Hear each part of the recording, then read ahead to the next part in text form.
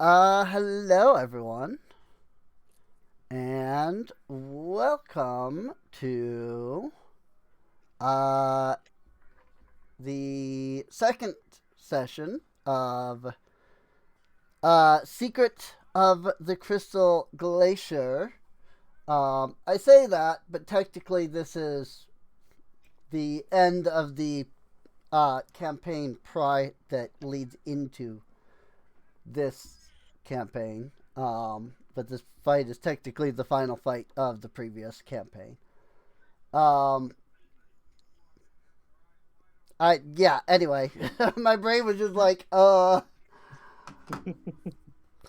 good. yeah. I guess I'll just let everybody do their intros. So, I am Adam. I am playing Adrazia, the Efreet that likes fire a bit too much. Howdy. I'm Chess. I'm playing Ramon, the uh paladin of the group.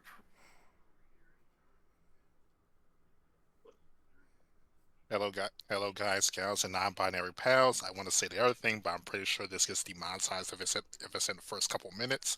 I curse.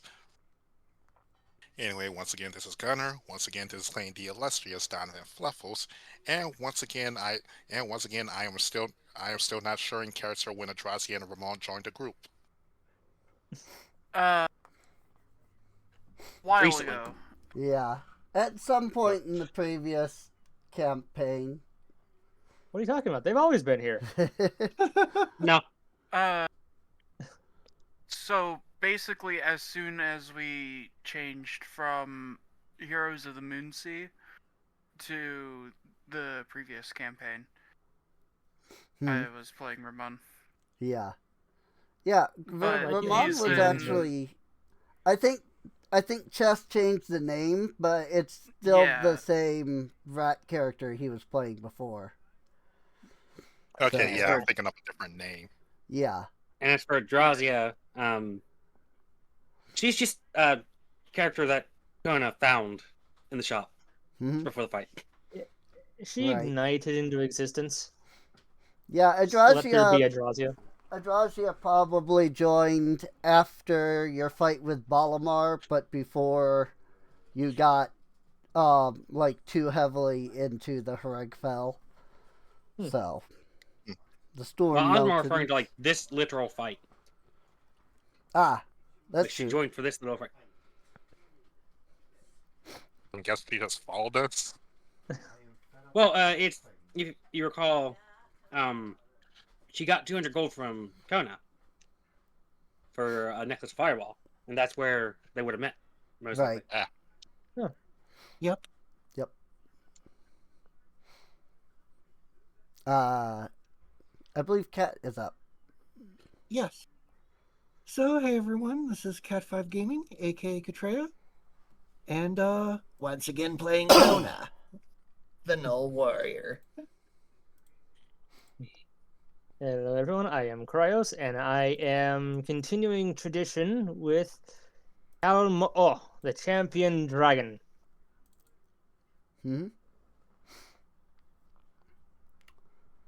Indeed. And I am Serene, the person, who's making and, setting up the campaign and DMing and all that. So, there's that. Or, excuse me, GMing, because Game Master, because Dungeon Master is a trademark term.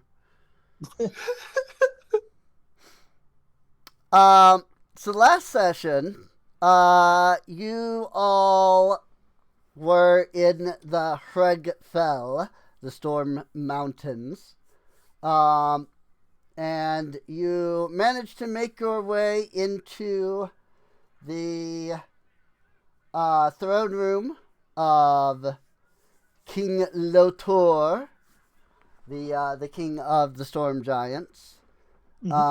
You defeated him and his minions, and he fled underground. And I mean, technically that's where the actual session started, but, whatever. That was a recap.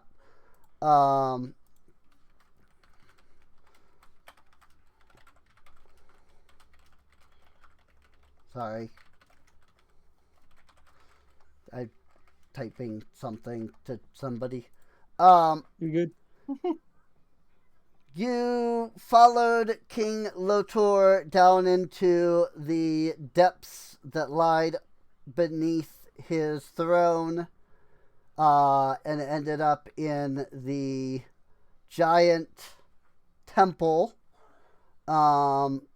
He ripped open a hole in space, and then before you could challenge him, his right-hand man, Sumali, came in, and, you had a few issues with the fact that he was, so you all thought he was resistant to fire. He was not. He was not resistant or even immune to fire. He was immune to magic as a whole. Oh. So, when Adrasia threw the hammer and it exploded, it just didn't affect him because he's just immune to magic. And he's also immune to non-magical physical and stuff. Yeah, he was immune to non-physical. So he's immune to non-magical physical like damage, and then he was immune to spells and spell-like effects, basically. So, like, you could hit him with a magic weapon that dealt fire damage, but if you threw you threw your hammer and it created a fireball-like effect, and so that is a spell-like effect, so therefore he was immune to that. So I could have punched him and turned my damage to fire and hurt him. Yes. Because he actually didn't have, I mean, I could double check, but I don't think he actually had any, like, elemental immunities. Yeah, no. In fact, not only did he not have any elemental immunities, Rakshasa are vulnerable to piercing damage. Magical piercing damage. They're immune to non-magical piercing damage. But yeah. And even with bludgeoning, I almost took him down half his health in one turn. Yep. So wait, that means here, I could have taken him out if I had used fire or fist. Yep. So to quote the trait, the Rakshasa cannot be affected or detected by spells of 6th level or lower unless it wishes to be. It then also has advantage on saves against all spells and magical effects. All other spells and magical effects, rather. So, yeah, anything other than 6th level spell, he's just immune to. So, fireball, 3rd level spell, he's just immune to that. I assume if you cast it to 6th level or higher, it would affect him. Yes, but he would have had advantage on the saving throw. But yes, if you were to upcast fireball to, like, 6th level, using a 6th level, an actual 6th level slot, then it could affect him, yes. Or just throw the whole fireball necklace. So ironically, going straight on him physically was the right answer. Right. Oh, yes. Yep, going at him with physical damage really is going at a Rakshasa with physical damage really is the best option. So, unless you're going to, burn a massive spell slot, but yeah, no, I like Don's Sun Sword or Sun Blade or whatever it's called. Like that would have done that would have hurt, done damage. But yeah, you're Um. still holding on to that. Oh yeah, you're not I mean, it's not a tune because he's using Rin, but he does have right. it. Yeah, and like speaking of Rin's, the Celtic Holy Knight Sword, the I mean, you had to roll a crit in order to do it. But like you could have used the psionic weapon trait and like dealt psychic damage. That would have still worked. Hmm. Things like that. But yeah, no, he wasn't immune to fire. Not at all. In fact, he was just immune to spells. Ugh. Good to know.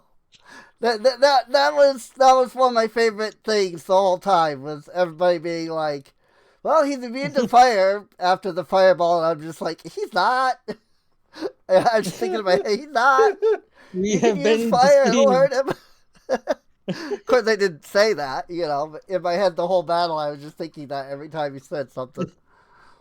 But no, That's pretty he funny. was not. He was not immune. So you're telling me if I just yanked off my necklace and just threw the entire Yes. Oh yeah. he would have It- felt it. If you had thrown like the entire, necklace, because that counts as upcasting, so Yeah, that would have done. since it'd be a 7th level spell?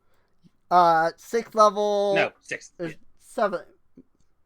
Let me double check because I 'Cause think it is. 6. I have 4, and then each one after increases by 1. So it'd be 6th level, yeah. Right. That'll be 6. Yeah. Yeah. They're immune to Just enough. 6th level and lower. So yeah, it has to be 7th, 8th, or 9th. Hmm. So Oh, so the Okay. So necklace it would- still wouldn't have worked. I'd have had to pull out of my back pocket more beats of fireball. Well, that just means you just need to learn the what's that spell? Disintegrate. disintegrate. Disintegrate's a good spell. Well, Yep. one thing we definitely know for sure here is that fire is not the answer. Yeah, fire is definitely If not he's the vulnerable to answer. fire, or if he can be hurt by fire, why is he sitting in lava? Right. That's dumb. No, lava is hot earth. There's a difference. Right. It is hot earth that can catch things on fire by touch. Because of heat. I mean, the background, the file name for the background here is just fire texture, so it is legitimately just fire all around you. But anyway, So we're in California. after you defeated Somali and he, peaced out because Rakshasa and dying as a Rakshasa sucks. So, they're going to peace out before they die. But after you defeated Somali as one last kind of FU, Somali destabilized the gate as he peaced out, ripping a hole into the 9 hells and sucking all of you, including Astaroth himself, into whichever of the 9 hells you're on. I wouldn't know. I wouldn't be able to tell you which exact plane. Probably the first Leave one. Avernus. Yeah, Avernus. Because they're not so- all Hellfire. Hmm? I said they're Um, not all Hellfire. So, But yeah, after that, Astaroth here, now in his true form, just rise out of the flames. Again, he's like 50 to 60 feet tall. He's so tall that this basalt platform that you're on, like, the ground is like at his waist, So he's absolutely freaking massive. So. Big boy. Yep. And But the bigger As they are, the harder a- they fall. I was just saying, the bigger they are, the harder they fall. Be the other how they fall. True. As a reminder, this will be using what I'm calling Final Fantasy 14 rules. As long as you are on the edge, the same edge as he is. It doesn't matter if you're down here or up here. The token size is not indicative of where you can hit from, kind of thing. Yes. So yeah. This white marker that I think Adam just put down is a good indication. Yeah. If you're really anywhere along that, even if your reach is only 5 foot, like that is technically still, hitting. This Everyone gather on the line of salt. this big red around him, by the way, is a aura of flame. So if you're standing in that, you will take some fire damage every round. So just something to keep in mind. The only ones in there is Adrasia. Well, yeah, at the moment. I'm just saying, like, if when people step in there. Let's see. As one quick thing before we jump into combat, Rin, who is inside of that sword there, is going to use just a little bit of her power to grant a small bit of healing to those that want to take it. Looks like I rolled 25, so feel free to take an extra 25 points of HP. And then... Does that heal everyone? Yeah, yep. For everybody at the party, Wow. So... Oh, nice. I figured, So nice. phase 2, a lot of people were low on HP. 25's not a lot, but, Yeah. it's still better than nothing, Right, exactly. So... I don't want anyone to worry about Kona being low on HP. It's not a problem. Right. Okay. So I know what I'm going to do. Let's see. So, as far as initiative goes, the highest initiative was Cal at 13, which means that Astaroth gets to spend his battlefield action before combat begins. Because that, triggers at initiative 20. So you're going to see this marker appear right there. And then it is Cal's turn. Okay. Cal will fly a little bit right over here. And he's going to take out his horn and blow it. Alrighty. So Horn of Valhalla. It's in my inventory. I can just do it from here. Yeah. So.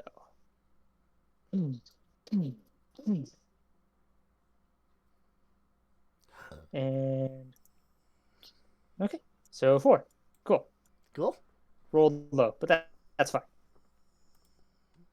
And do they have to roll initiative, or do they? Actually, does the Horn of Valhalla say anything about that? It actually does not say. So I'm going to go ahead and I would say that means that they move on my turn. Well, usually when Or- something takes its turn on your turn, it'll say.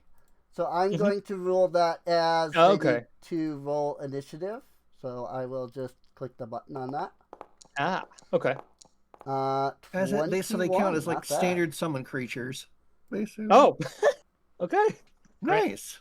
Damn.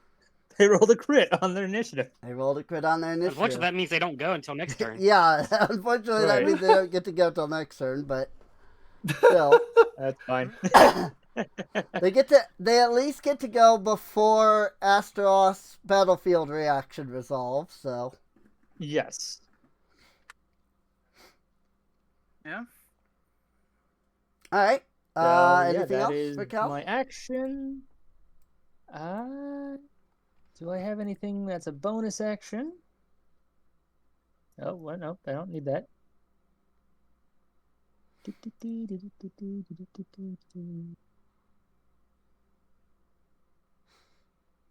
That is really. I don't think so. I think everything's pretty much an action. Alrighty. So yeah. Yep. Alrighty. On to Adrasia then.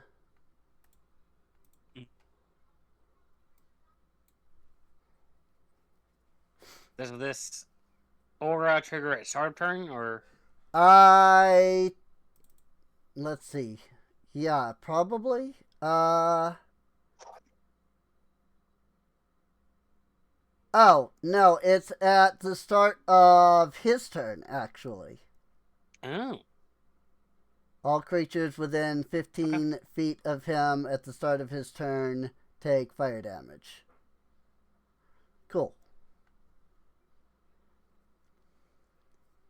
so Draza just kind of cracks her neck a bit. This heat's more like it. It's just the. Unfortunately, you're not brave enough to face your own fire. Mm-hmm. So she's going to swing. But instead of having the swing go through, going to use the second pendulum Second pendulous period. to automatically miss. Okay. So that way, this one is a crit Right. automatically. Automatic. No attack roll Easy. needed. Yeah. Oh, nope. That's the beauty of So having multi-attack, is critical. you can do stuff like that. Yeah. Ooh. Nice, nice. And now, because Oops. I forgot to put up his Boss bar. plus bar. Save. Cool. There it is. Okay. and because I dealt a critical hit with bludgeoning damage, Crusher. Crusher. All attacks made against him with advantage. Nice. Attacks against that creature are made with advantage till the start of the And next turn. Very then- nice. Very nice. Oh damn. Oh damn. No flanking required. So the so berserkers since my don't even attack need is- to use their thing. Nope. So I will now make use of that advantage and attack. Nice. Yeah, 26 will hit. Goodness, 7 For plus some 7 damage. plus 5 plus 2. Alright, 13 damage. Nice. And Alrighty. then,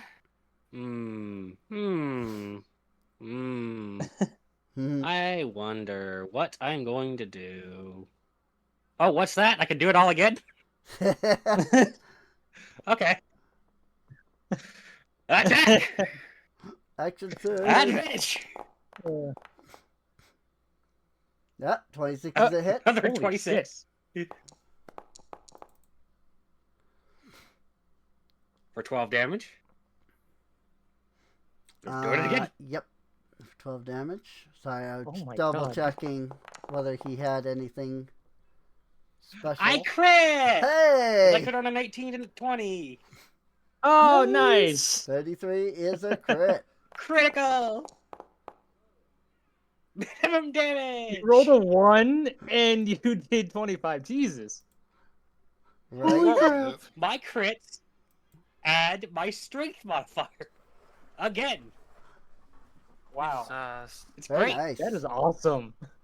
Very nice. That is a That fighter was right my there. second attack. So third extra attack. Oh my. With advantage. Not a crit, but still a hit. Yeah. Ooh. And 16 damage. Nice. So I'm just busting this guy's. I was going to say shins, but his shins are lower. So Yeah, pelvis. you're busting his nuts. Yeah. Well, I mean, I get it. It's from waist up, so you know. You're Okay. hitting So- him in the chest at least. You're striking I am- each one of his abs. I am One playing punch whack a per mole ab. with his abs. Alrighty. And then let's see. That was action, extra action. I moved a bit. Do I have a bonus action that is useful? No. Sad. Okay, that is my turn. Alrighty. Sounds good. And in that case, it is his turn. That's a big initiative marker. That is a very big. That's a very big D20. So, at the start of his turn, whoop, I didn't, that's not. Let me get rid of that marker. There we go. Accidentally placed the marker. So, his fire aura will deal 17 damage to, well, Adrasia, but anybody that would have, that's in it, you know.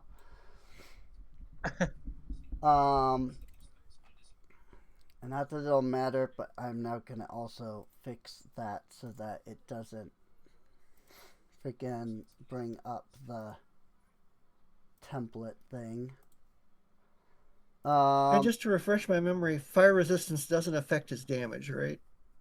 He ignores yeah, fire resistance? I took full damage, yeah. Yeah. Okay. Yes. Yeah. He has demonic flames. Creatures that are resistant to fire damage do not resist his damage. So. Okay. I was just making sure I remembered that from last week. Yep. Alright. So with that, it is now his turn. So, what he will do is he is going to start with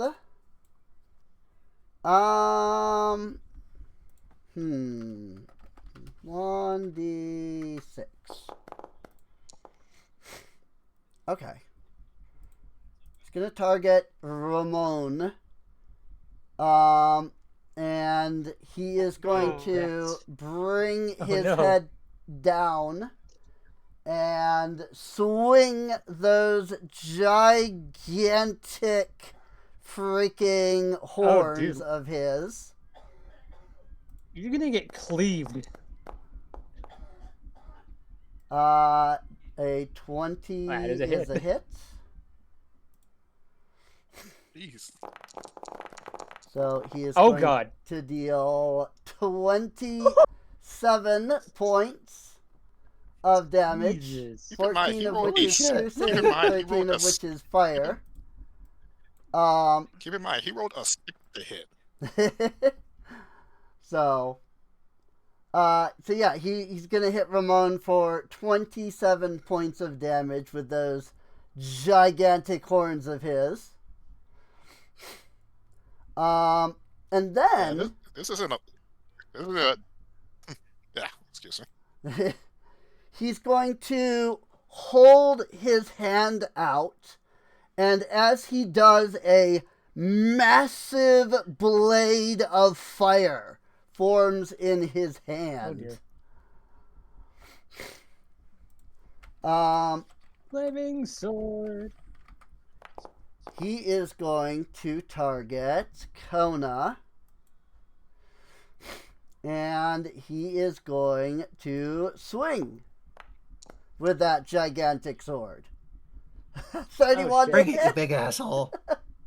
If only I wasn't. Damn it. Fuck. You are going to take 29 points of damage, 14 of which is fire, 15 of which is slashing. So, you know, if Kona has the reduction thing. So, 15 would be... 15 would be 7. 7. Because it would round down. So I take off 7 damage. Right. So let's see, that's 29 down to 22. Okay. Yep. There. Alive, holy crap. And then he's It's 21, not going 22. to take his other hand, raise it up into the air, and bring it straight down on Cal. Oh, okay. Slam attack. Wow! Oh no! Wow! Wow! Oh my god! Wow! Freaking a 1, man. Always possible. So he raises his hand. He brings his hand down with full force and just slams right into the space directly in front of Cal. You feel like the heat, but you don't take any damage. Ooh. Also, Oh, damn. you know, there's a gigantic fist that just slammed in front of your face. Jesus. When he raises his hand to look, he snarls as he realizes that he missed. Yep, perception is a bit. With that said, It's gonna take a bit more to hit someone who's flying, bitch. right?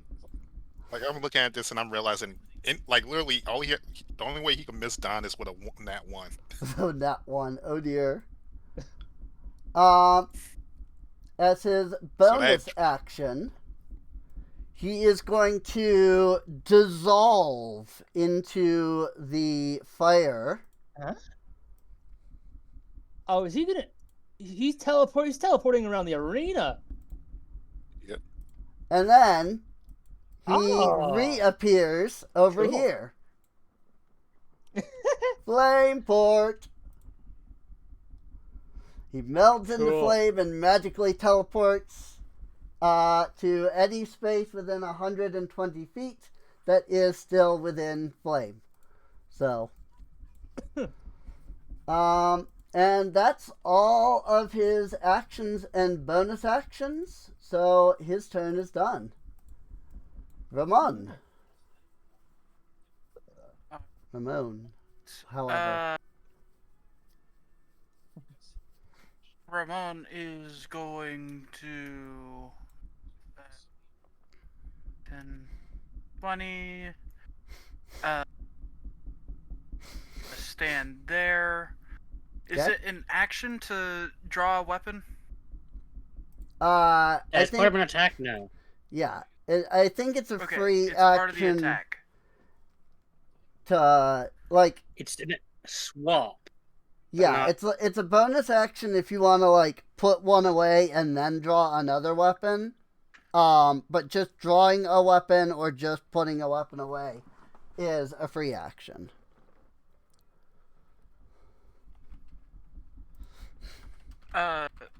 So it's a bonus action to put away a weapon and draw a weapon. Yes. You said.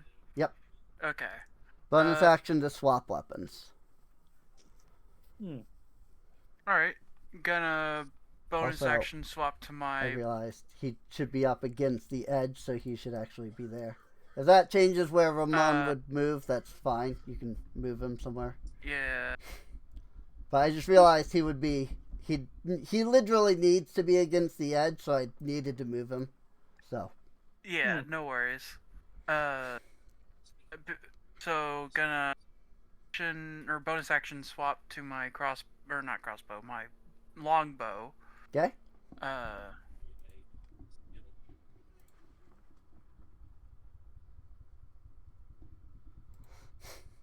Longbow Longbow attack. attack. Go Do you long. have advantage? Huh? Yes. You do get advantage because yeah, of any attack. Adrajia's ability. So. Nice. 26 Awesome. will hit. Ooh. Going That's a to pretty divine smite that. Cool. Since it's versus a fiend. Ooh. Yeah. I was going to say that should do something because he's a fiend, so. I'm gonna pump a 4th level spell slot into this. My only God. 4th level spell slot. Oh my. Oh, I can't. That's 68. Oh, on. yeah. It only goes up to 5d8. Yeah. Aw. I mean, you can still pump a 3rd level in, so it's. Yeah. And it does technically deal 6d8 because he's a fiend, so. Oh yeah. Because it deals an additional 1d8 for him being either fiend or undead, so. And That he was is still very much factoring fiend. in. That was still factoring in the a fiend. So Yeah. 5d6. 66 is the max if you're attacking a fiend. Yeah. Not 5d6. Yep. 'Cause Because that's, he's a fiend, it'll do 6d8 damage, but. Oh, yeah, d8. Yeah, the clause is after the maximum, so therefore the clause adds to the maximum. Right.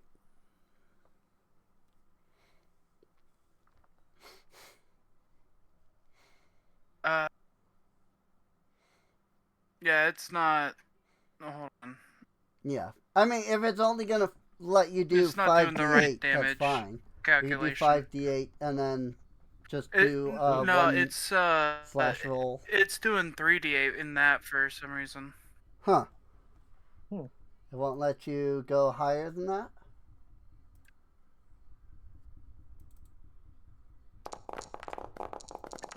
Yeah, it's only doing Oh yeah. Well, that's fine. I mean, I can use the and roll that you then just did. longbow, but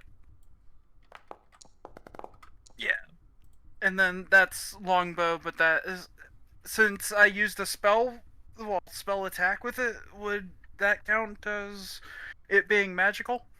No, the actual weapon or ammunition has to be magical. So. Ah, dang. Okay.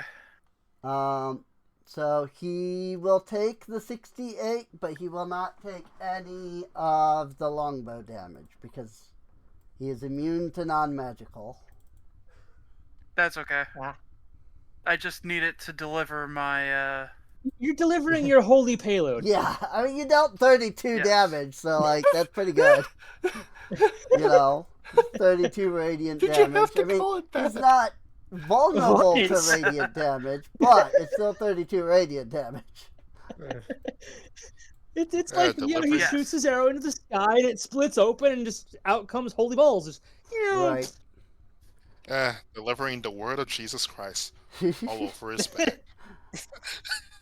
All right. Delivering a word of rent, Jesus. Anything else? Wait, is that Slanesh? What's that? no. About? That's all. That's it. Alrighty. In His that oath case, is to the party. before your turn ends, Astaroth is going to spend his Ooh, spend one of his legendary actions. legendary. Ooh. Brain did not want Let's see what to happens. word. It's So all good. he grips his great sword tight, and shouts out, "Now you will feel the justice of flames." Indiscriminate? Wait. He Oh. is going to target. Do. 15 feet of him. Nope, that's not. I should have just done the template thing. But he is going to target right there. And he brings his great sword down, slamming it into the ground, and a burst of flame shoots off from the sword and hits everybody in that circle, basically.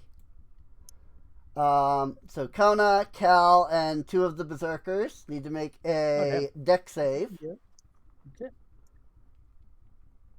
Okay.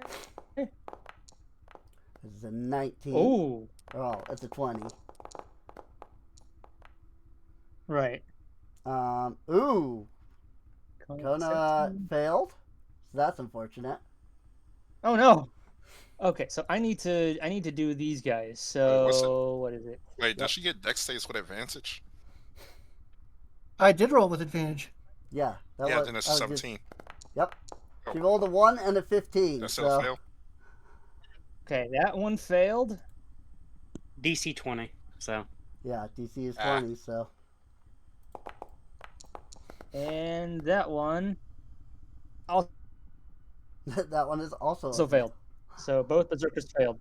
Both the berserkers failed. So Cal's the only one that saved. So Cal will take half damage.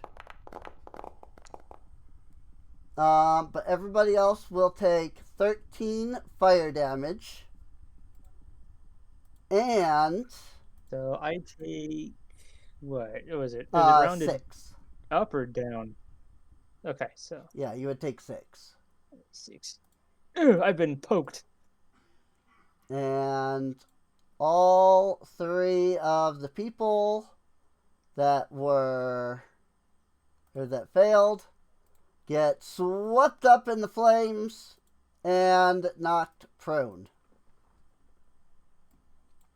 Oh no.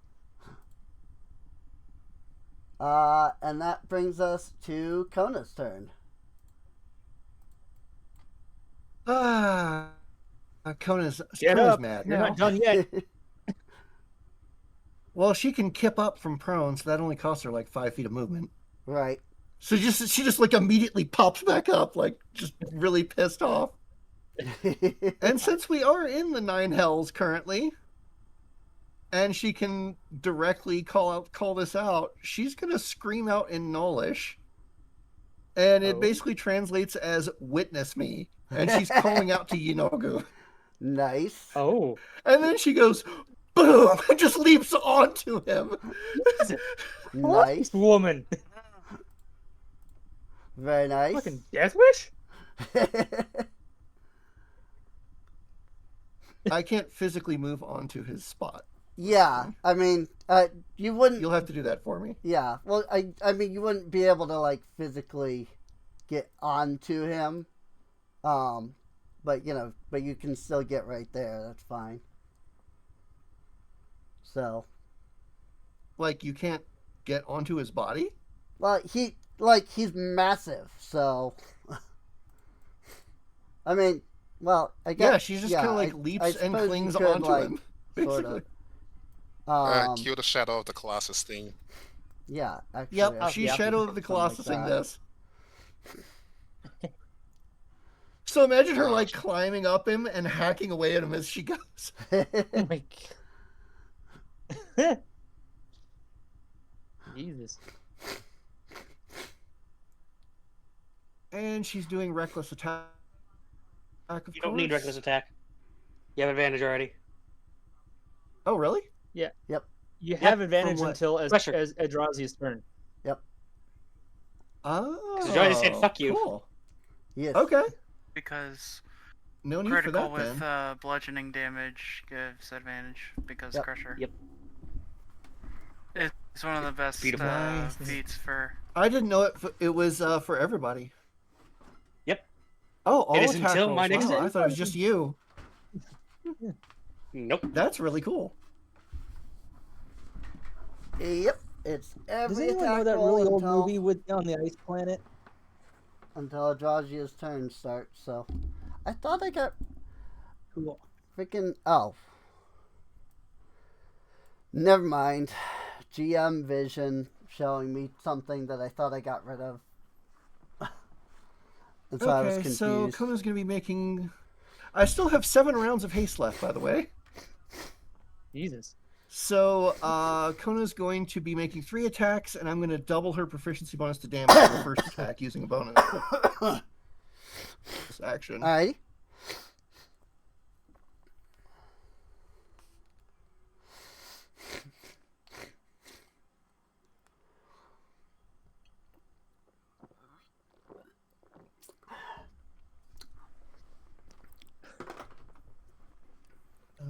Attack. Advantage. Nice. Oh, I forgot to target him. Whoops. My bad. It's fine. 22 will hit, though. I can tell you that much. Cool. Okay, so I get to add an extra 5 to this first one. Kind of one of the downsides of being so massive, he's not exactly difficult to hit. So I wonder when it's my turn if I should do the normal attacks or should I go for his attacks that require saves? You have advantage for regular attacks, so. Yeah. You do I have should, advantage. yeah. Alright, so Yeah, he takes I haven't- 22 points of I damage. haven't stabbed anyone yet, so. Oh my. Oh! Ooh, there we go. Critical. Now it kicks off.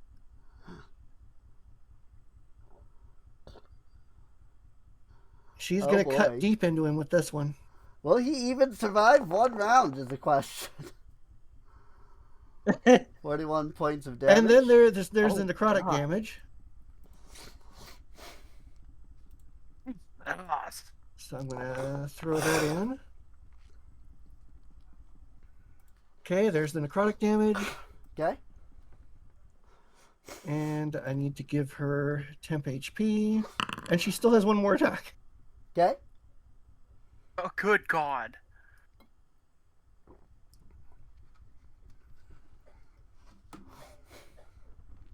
Save Advantage. some for the rest of us. 27 will hit. No, take this fucker Yeah, out admitted, but another crit. immediately. Take him out immediately. Alright. Another 13 damage. Very good. That's quite a lot in 1 turn. Oh, yeah. I mean, Yeah. you and Adrasia there both dealt significant amounts of damage to him, so. Okay, You so did that's one big that's everything hit. for 1 turn. Yeah. Let's see, 22, 52. And she's still just like kind of running, scrambling up his body like the whole time. Right. 87 damage. Mm-hmm. Not bad. Wow. Alrighty.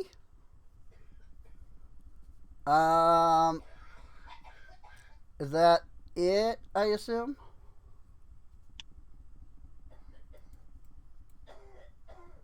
I do believe that's what she said. Yeah. Yeah, that was action, bonus action, and haste stuff. So Cool. that is all it. You He's still gonna have the prone spend condition on your body, though. his second legendary action. Ooh.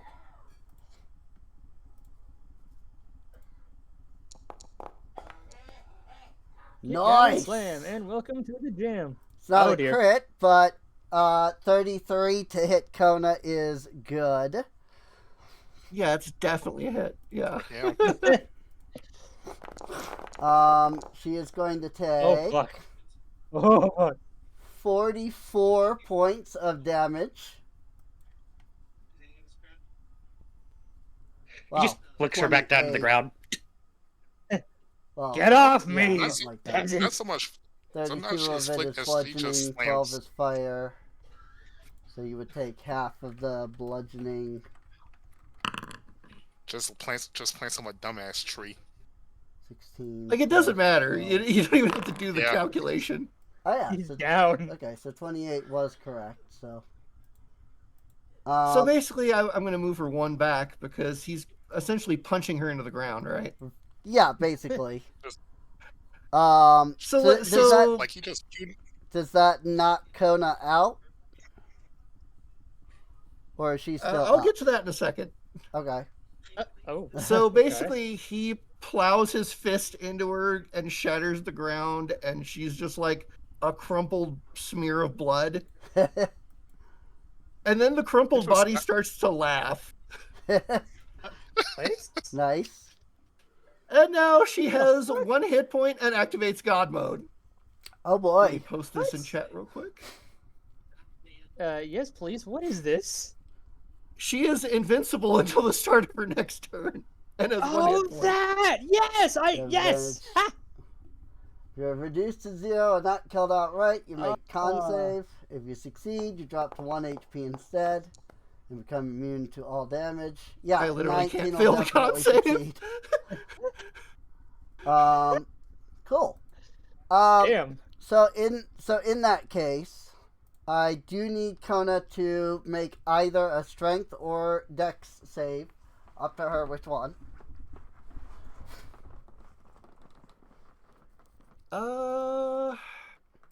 That's a good question. She has a really high strength save, but she gets advantage on dex saves.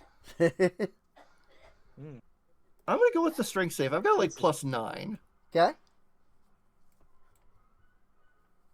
Let's see how this works out. Yeah, it's pretty good. Yeah. All right. So yeah, so you know he knocked you off of him, but that's it. Cause that he could have pushed you up to like 15 feet away. So, but you succeeded. So all he does is just kind of smash her. Yeah, pretty much. He basically just like grabs you and then just slams you into the ground. Don's turn. Her crumpled body is just laughing mockingly at him.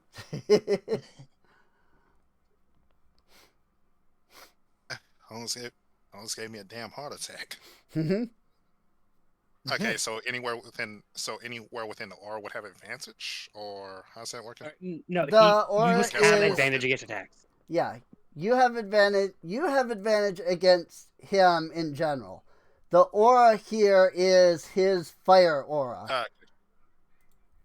If you step Right, and the into white this square is when his where turn the- comes round, you will take big fire damage. So Right, And, and the white square here is where melee I range. hit them in melee. yeah, Yep. the white square there is the Okay. melee range. So Okay, so I can just leave the Age Hand behind and just gonna go for something crazy. okay, Well, something simple. So Don's gonna run up. Yeah. True Strike. Going in for Ooh. True Strike. And it's the And this 2024 guy version of True Strike. Oh. Because I Is it? I made thought it sure was to just copy the, that over. Well, it's whatever. Well, True Strike doesn't exist So in basically, POV, so I brought that I was just over in from the the D&D 2024, so. Nice. Yeah, when it's not ass. Gotcha. So he's attacking. So he's so this will, if it hits it, adding the it's getting added on to the to Rin's blade. Right. Yep. He deals So it does radiant have to use damage. He deals additional radiant damage on top of the And you already use your psychic spellcasting damage modifier. that her sword deals. So, well, no, that's only if you crit. Yep. Uh, Granted, his range is 20 and 19 right now, but that doesn't matter. yeah. So 18 is not enough to hit. Wow, everybody gets something but the cat. Everybody gets something except for Don, apparently. Like, he already got screwed on an initiative, but now, shit. Yeah. All right. That's what happens when you're high on catnip. Right? Did it It add was not every high. bonus to your attack? Well, it used his spells, so that's only a +8. Yeah, but does Rin not have a magic bonus? +1, +3, I would imagine. yeah, is it not factoring the +2 from Rin's sword? Hang on. It's not. Does that count? That'd be a 20. Yeah, it should. You're still using the weapon. Yeah. You should still, I would assume that you would still. Because it's the attack uses your spellcasting ability for the attack and damage rolls. It doesn't overwrite the damage modifiers Right. or attack yeah. modifiers necessarily. So So that would be 20. Because 5 is the proficiency bonus. 3 is where does the 3 come from? His assume the his stat? intelligence. His intelligence. Oh yeah, Yep. I'm looking at the freaking saves. So yeah, it didn't include the +2 from Rin's attack from the, because it's a +2 magic sword. So Yep. so it would be a 20. So does the that 20 would hit? be a hit. Okay, then. Hooray! So Yay. Yep. Okay, so for I don't know why it see, didn't X-ray, factor the yeah. +2.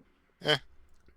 Oh, Right, It's so But for- you- probably probably because he didn't actually you use clicked on the true strike attack, True and strike. it probably used Mm. its info instead of your sword's info. Yeah, because it does use a spellcasting ability rather than the weapons. Right. So yeah, okay. So But that's why it's it merely didn't give you changing the the +2. at strength So, to at int. Yep. so. But Alright. anyway. So yeah, 20. So roll some damage. Yep. So from the initial. 7 point. And 2d6 from that, and then sneak attack. That's a lot of dice. All the dice. Mmm. Some of the dice were stacked on top of each other, so I couldn't see the roll. That's a lot of 4s. 4, 3, 3, 2, 4, 24 yeah. damage. 4! 4. Did it? There's 4 Wow. 4s. Oh no, it didn't. I 2, see. 3. There's a 2 and Oh. 2 3s and 4 4s. Freaking, it doesn't. Foundry doesn't count the sneak attack as magic damage, so it was not letting me apply it. I fixed that. Oh. So, well, I didn't fix it on the thing, but I fixed the amount of damage that he was taking. I was clicking on the What damage? apply What attack on the that- sneak attack damage, and I was noticing his bar wasn't moving. I'm like, what the heck? And I looked, and it's like 0 damage. I'm like, that's not right. It's 24 damage. So I just, subtracted 24. Yep. But all right, and then your bonus 40 damage action in one to hit's cunning not bad. action, I assume. Yep, and get the fuck out of Dodge. Probably a good idea. Understandable. Yeah. Probably a good idea. All right, and that brings Don't know why it us. doesn't. Hmm? Don't know why. I was saying, don't know why it doesn't. Why quick isn't factoring into my movement speed, but its movement speed is 40 right now. Okay. Yeah, it's just the way that Foundry is. Yep. Let's see. So with that, Astaroth is going to spend his third legendary action, of which he's supposed to have 4, but it's only listing him as having 3, and I'm not sure how to change that. So I'm going to... Oh, that's how I change it. Okay, never mind. I fixed it. That was actually surprisingly easy. Yay. Anyway, so yeah, he's gonna spend his third of 4 legendary actions to swing with his sword. 27 against Cal.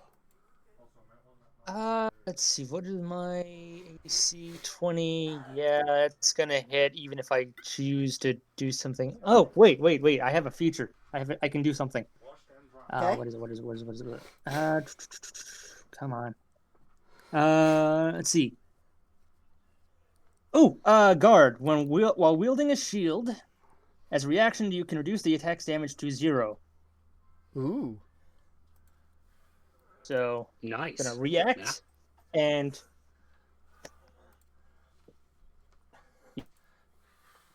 yep. The ground. The sword pushes you to the ground, and the ground cracks beneath you, but you take no damage. Yes. Yep. As a reaction, you can reduce it to 0. Once you've used this, you can't use it until another short rest. All right. So yeah, I mean, he brings his sword right down on top of you, and you just raise up your shield, and your shield and his sword collide. And it's, big, epic anime style thing. You're gonna have to do better than that to take me down. I believe it is the Berserkers that are up. Yes. Now, Cal, something I literally just thought of. That horn of yours, it doesn't make their attacks magical, does it? You know what? No, they do. It does not. So they're all gonna deal 0 damage. They're there to be a distraction. Yeah. I mean, feel free to, do stuff, but it just, they're gonna deal 0 damage. So.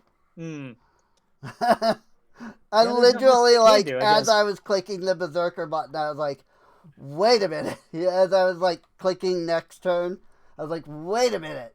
Oh, wait a minute. Okay, so what he can do is he is going to have 2 of them move up to Kona and get her the fuck out of the aura.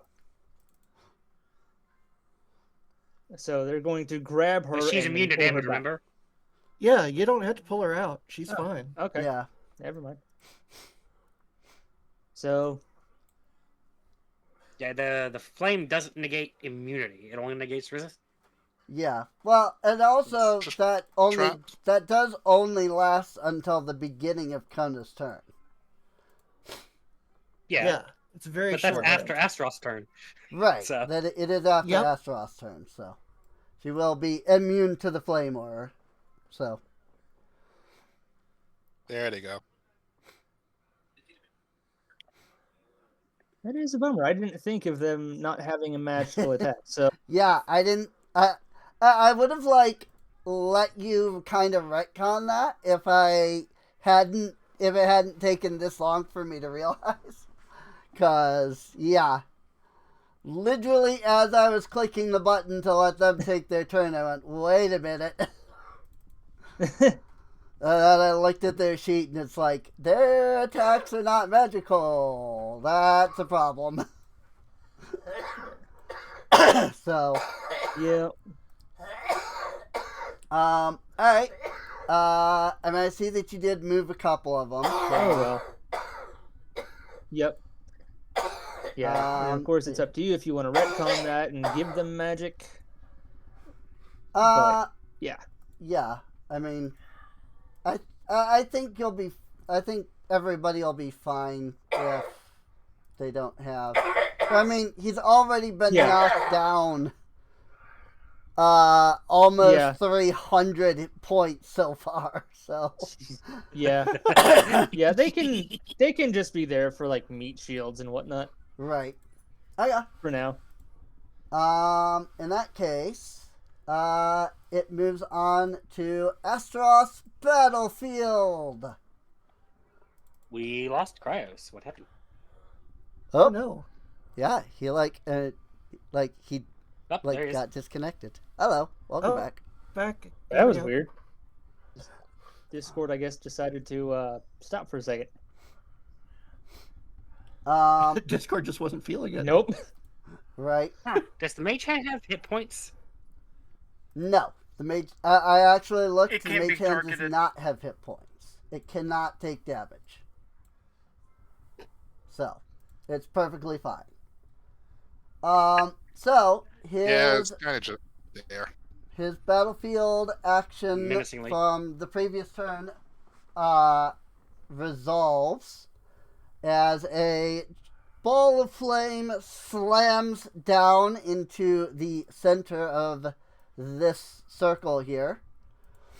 It slams down, it explodes in a 15-foot radius, and nobody is in that range, so nobody takes any. Ramon is dancing the line. Yeah. Yep, Ramon was literally right. He feels the heat. He feels the heat, but it doesn't do any damage. He's not in the kitchen, so it's fine. Annoyed by this, Astaroth smirks and chuckles and says, "Let's see you handle this."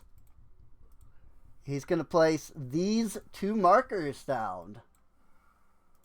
What do they do? Don't know. Where'd they come from? Where'd they go? How do you do, Cotton Eye Joe? Cal, it is your turn. All right. Yes. So I can Pretty hit good, him. So let's see. My gun lance has a range of 10 feet. So if I like fly up here, I should still be able to hit him. Yes, that should. Okay. I will count that as close enough because this is technically the square. So. Gotcha. So I'm going to elevate him. So he moves 5 feet forward, but he's going to move like 20 feet up. Okay. So he is flying, and he is bonus action. He is going to breath. Okay. Breath weapon.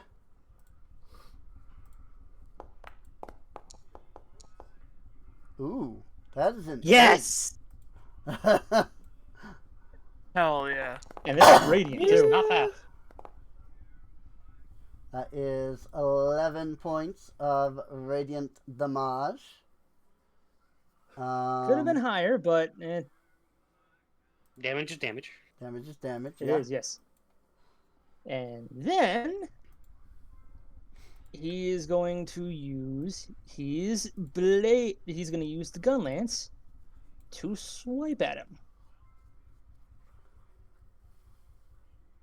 And it is an advantage. You're Yep. welcome. Thank you very much. 24 will hit.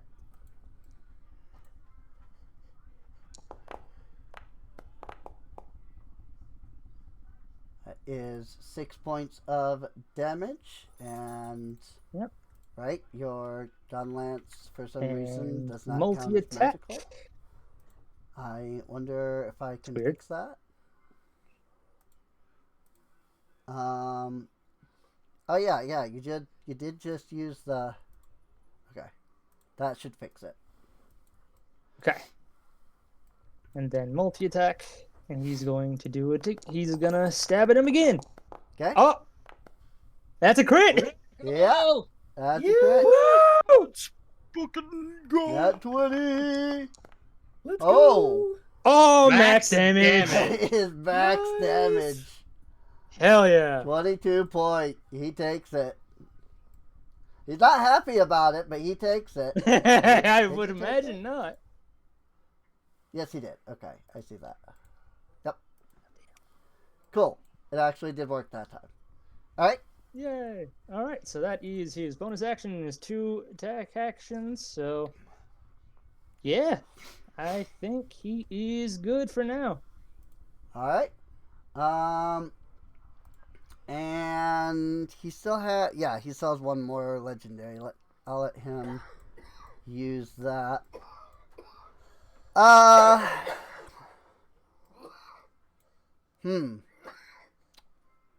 You know, though, the problem is his range is 15 feet. Oh, yeah, no, wait. Yeah, no, he can. Everyone he but can Don still is, target Ramon within. for sure. So 4th legendary action. And I think.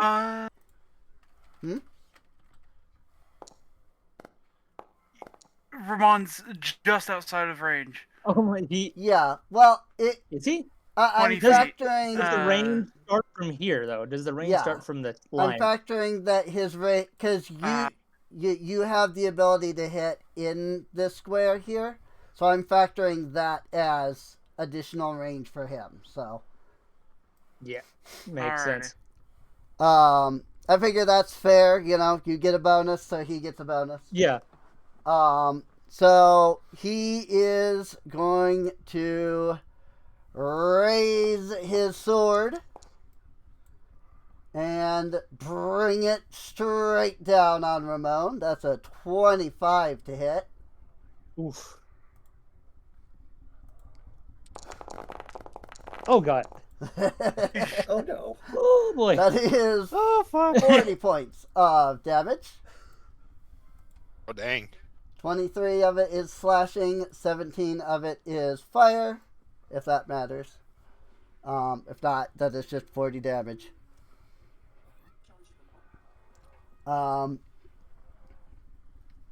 Sadly, he has That not was been able almost to exactly get half. his great sword's ability off yet. So, and that's it for his legendary action. Bring us to Adrasia. Let's see.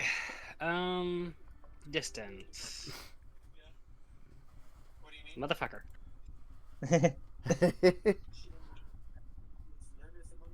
Motherfucker. You I could always cut off your arm and throw it at him. I don't think that would work, and no. Rocket fist.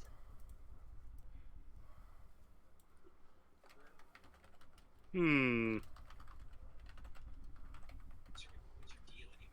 know, I wonder, Okay.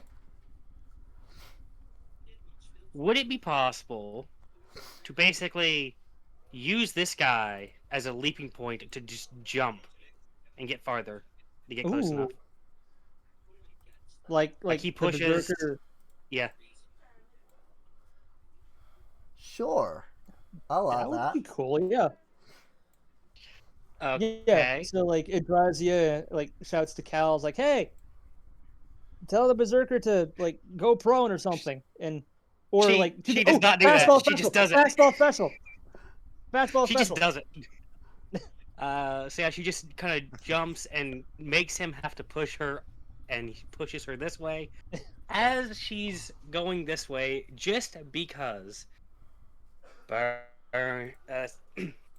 This is the heat. This is close to what I want. Burn harder. Burn brighter.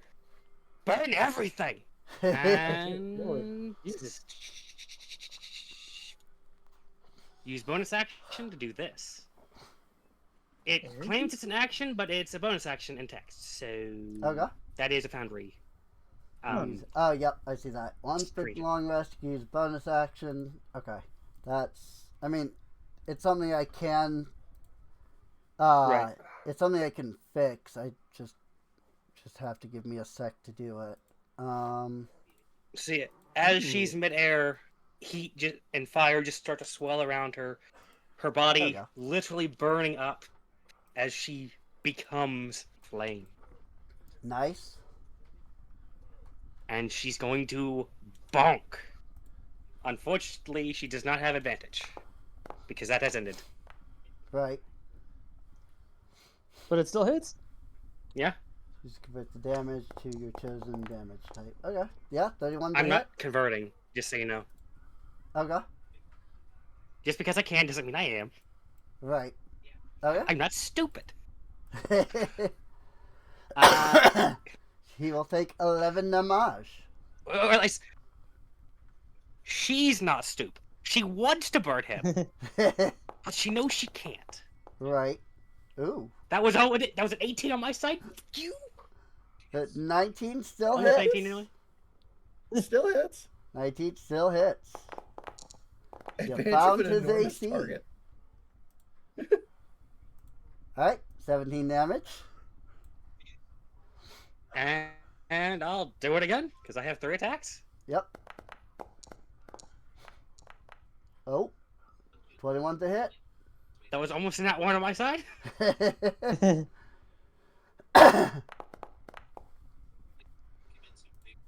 16 damage. Very good. Ooh. She is so close. So close. He is so close to going down. Hang on. I might be able to do another attack. I won't be able to see it here. I have to actually go into my character sheet. Features.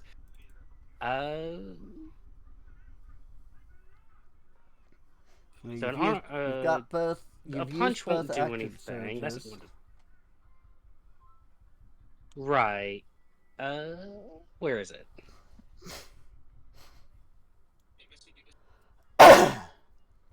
Oh, that's only if I score critical. Siege.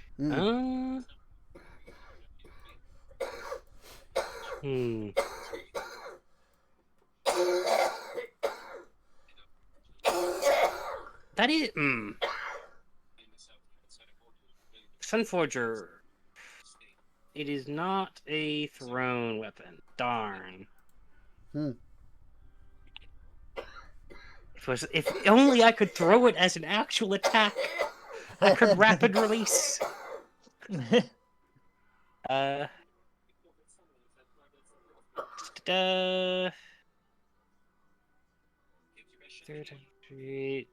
come on. This is sad. This is so sad. Alexa, play Despacito. If I had crit, I'd be able to attack again. Right. But I Playing didn't the crit. song. Playing the song about fucking. Alright. Yeah, there is nothing I can do, so that is my turn, unfortunately. Alrighty. It goes to Astaroth. He is definitely hurting quite a bit. Like he has taken a good amount of damage here. He is going to go ahead and make a couple of attacks. Ooh, gore. Gore of the owl. So 30 to hit Okay. on Adrasia with his massive horns.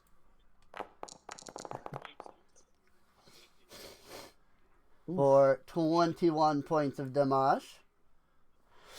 Let me. Oh, that's only if he misses. Darn, he needs to miss me. Right. Oh well. On the uh, is this magical? I mean, his attacks count as magical.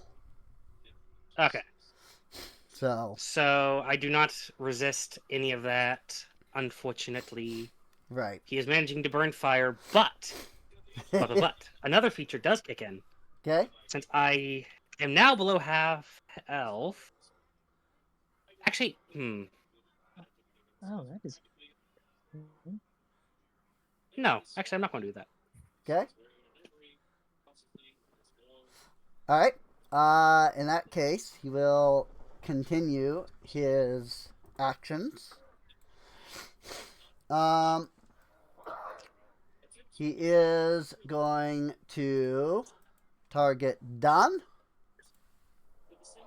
for an attack with the greatsword.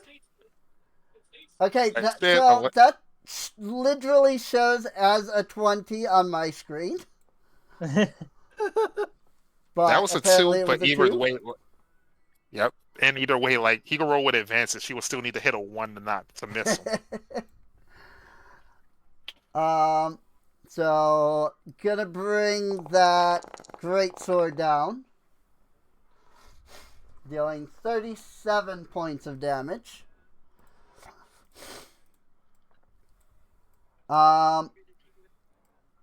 As he's swinging his greatsword, he's gonna do Hang the on. whole villain thing where he shouts, "I am not going to fall here!"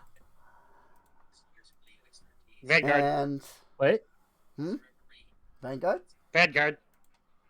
He made a melee attack against a creature other than me. Yeah. Oh, you Calculator. get what? Opportunity? I get to make an attack. Other than you. Oh. Yeah. Yep. You get to make an attack against Nice. them. Nice. Nice. Nice. Cool. Cheap shot. Come on. Come on, no whammies. Come on, no whammies. Come on, no whammies. 23. I hit. That's a hit. Come on. Damn it. Minimum damage. 10 damage. Is that enough? Is it enough though? It'd be so funny if it was. Just imagine, like just So I he will not fall your brings the greatsword down and slams it into Don. And literally, as he's shouting, "I will not fall here," Adrasia just slams her hammer right into him, causing him to let out a horrific roar of pain. and it couldn't have done that a second earlier. You No. see his body begin to crack as the flames from under him begin to ride up his body until he is completely consumed in the flames of hellfire. He screams Kona is in still pain, and a moment later, as the fires fade, he is no more. Damn. That was awesome. I was Jack, right, not the well. heel. Bitch. That was an awesome final hit on him, dude. That was great. That was beautiful. Did he have exactly 10 HP? That was exactly his HP. Oh my god.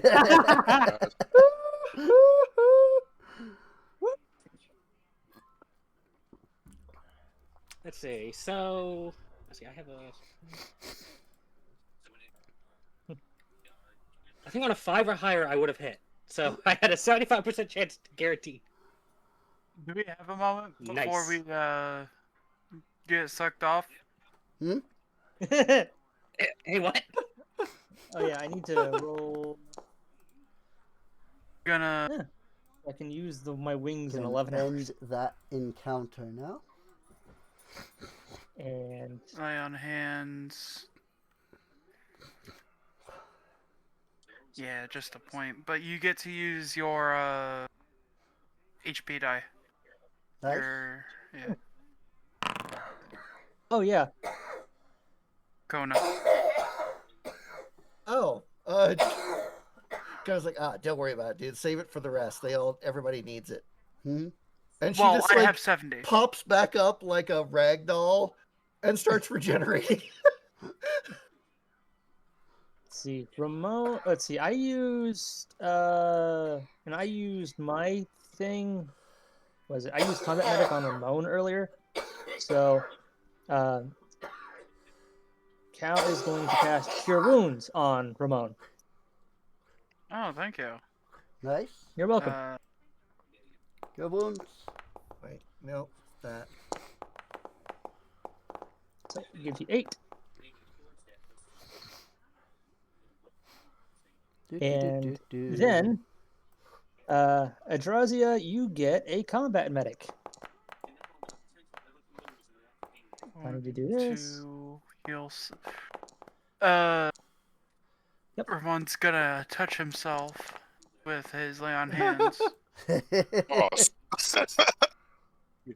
So how much does? Combat medic does. Oh my god, so much rolling. It's 2 rolls of my shell damage dice, so that's 2d10. Okay. So you get 12 hit points back.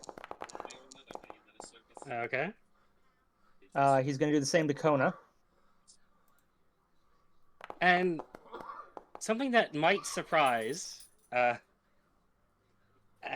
everyone is cool, that thanks. she's going to basically bonk herself in the head with her own hammer. Just Fuck. You know what? to do some damage. Nope. I'm Sorry, Kona. might as well use this one-time ability. Everyone group up. Hmm? Dawn, you get. Let's see if I get this medicine check good on you. I do not. Sorry. Need to actually do it a bit better. I tried. small bones. Hmm? So this is D4 every round for 1 minute. So Ooh, nice. Okay. 5D4 since it rolled that first one. Is Adrazia literally hitting herself to heal her? So, she hits herself in the head, and to bring herself below half health, so that way she can use her ability. Another 19. d- Nice. Yes. So that way she can use. Where is Smells it? like weed. Mon's rapier has a sensor attached to it by a small chain. He lights some incense in it. It makes a huge cloud. It smells like weed. Oh. Nope. That's By the way, not- you got to watch Kona literally pop one of her eyeballs back in as her body just kind of like knits itself back together. Right, woman. Are you sure you're not a zombie? Because you're acting like one. Jury's out. Okay, so I get to roll 5d10.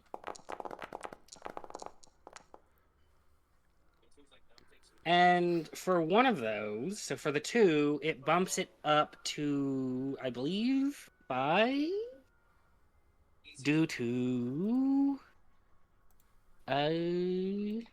combat conditioning? No, bumps up to 5. Because when I use a hit die to restore hit points, any roll below lower your than my current player PB. bonus is. So Oh, cool. Nice. I have a +5, which means I get 37 hit points back from that. Nice.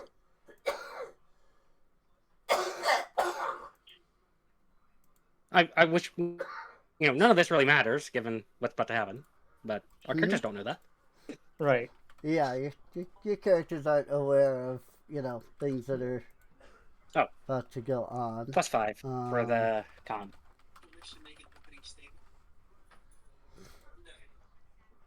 Let's see.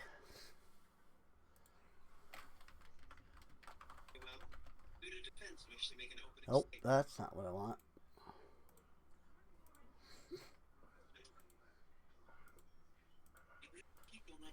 I got my army.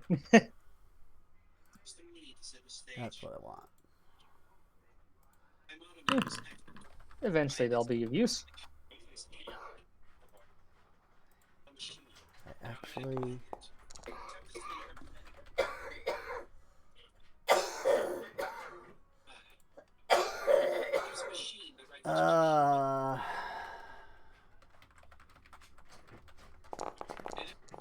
that, and then lastly, I need Drasia. Cool. That gives me, excuse me, that gives me all of that. So... I still have 59 minutes of Fire Giant strength. Wow. Yeah. Hey, Kat. Yeah. Thanks for making Cal such a fucking tank.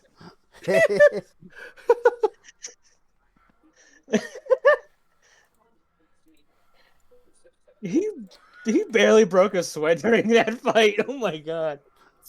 Nice. I wanted to steal that damn demon fire of his. Oh well. Just jump off and.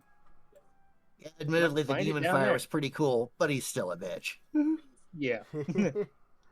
It's not exact. It's not hard enough for what I want, but it gets there Oh, anyway. I see. And no, I'm not jumping into a pit of boiling lava to get someone who literally disintegrated in front of us. Yeah, fair point.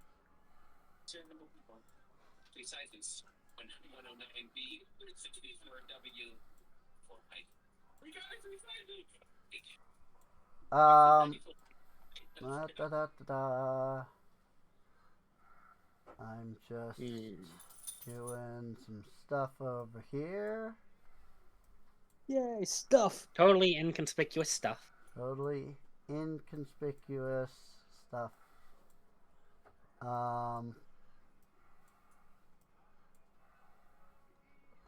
Don't be suspicious. Don't be suspicious.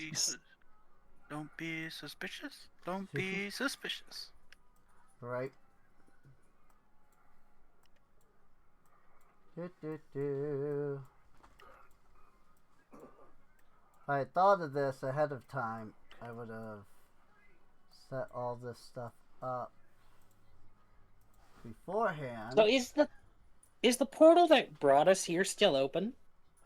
It is not. Huh. So we are in a sea fire. At At least, you're you are in a sea of fire. You know that you're,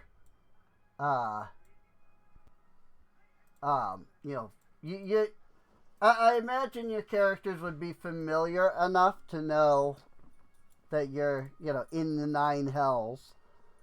Well, this certainly isn't the plane of fire. Yep. Right. You know, if all there's got to be a way out. if all the women that ever tell me to go to hell, I never thought I'd end up there like this. It's Kona, not a- Kona not a like bad sighs note. and then just starts speaking abyssal, and she's calling out into the nine hells like, "Hey, boss, can you give me and my pack a lift, maybe?" If Um, you enjoyed the show, you know.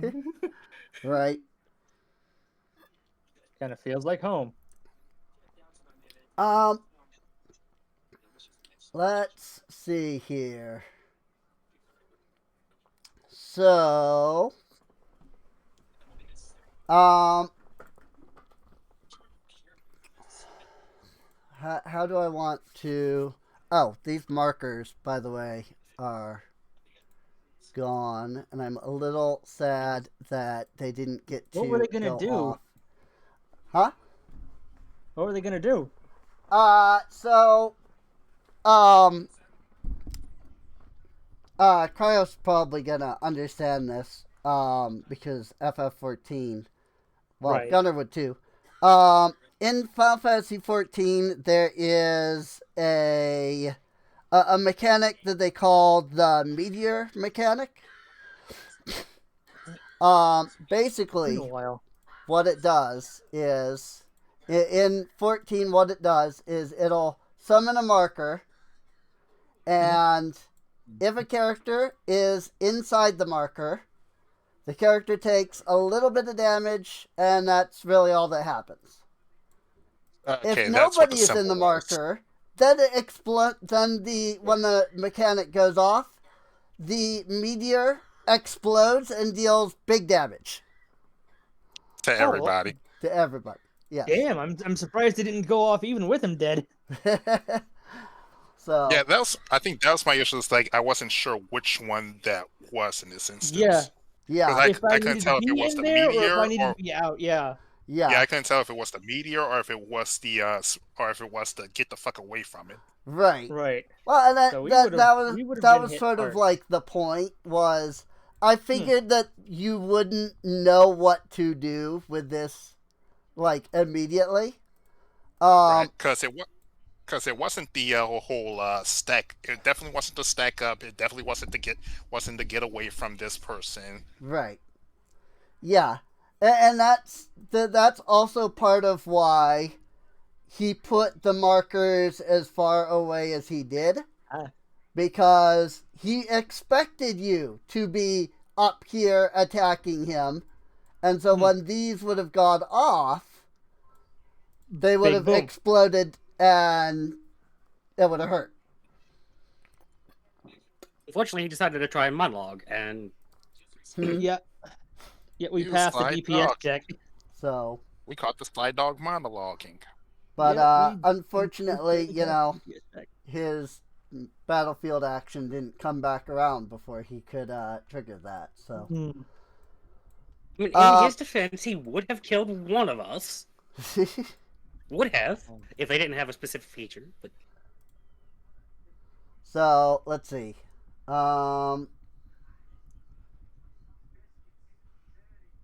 So this is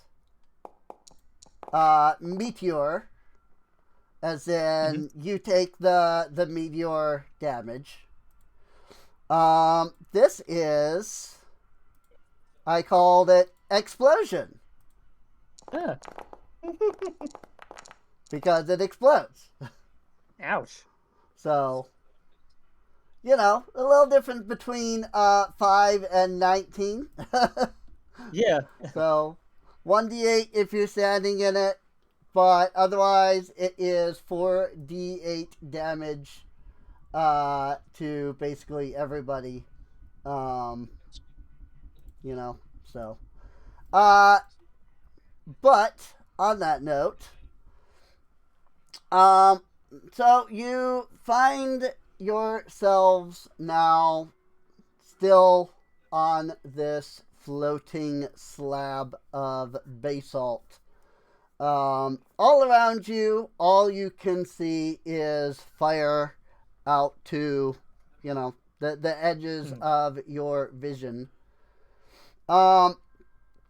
Kona attempts to pray to her god, but finds that her prayers do not go answered. As you are trying to consider what to do next, the ground beneath your feet begins to rumble and shake. Bits of the edges of the platform begin to break off, forcing you further and further into the center Okay. of that ain't the good. platform. I'm guessing there's some sort of like gravitational force at play because Cal would instinctively try to fly, unless is true, Cal. unless an hour has been up.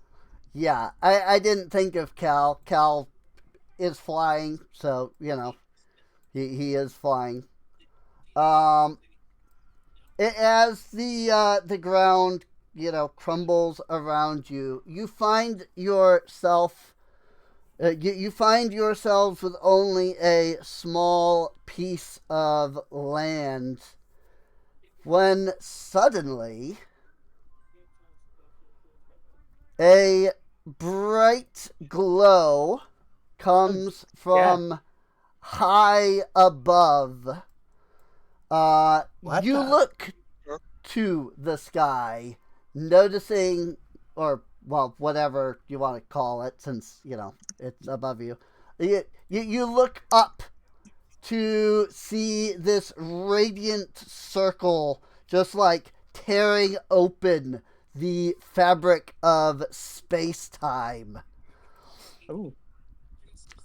What a time for divine intervention. Is that our way out? You feel you feel a force pulling on the on you, but also on the ground that you're on, and it begins to rise up steadily towards the tear in the sky. As you come in contact with the space that is this gigantic hole, you are able to quickly realize that it is some sort of portal.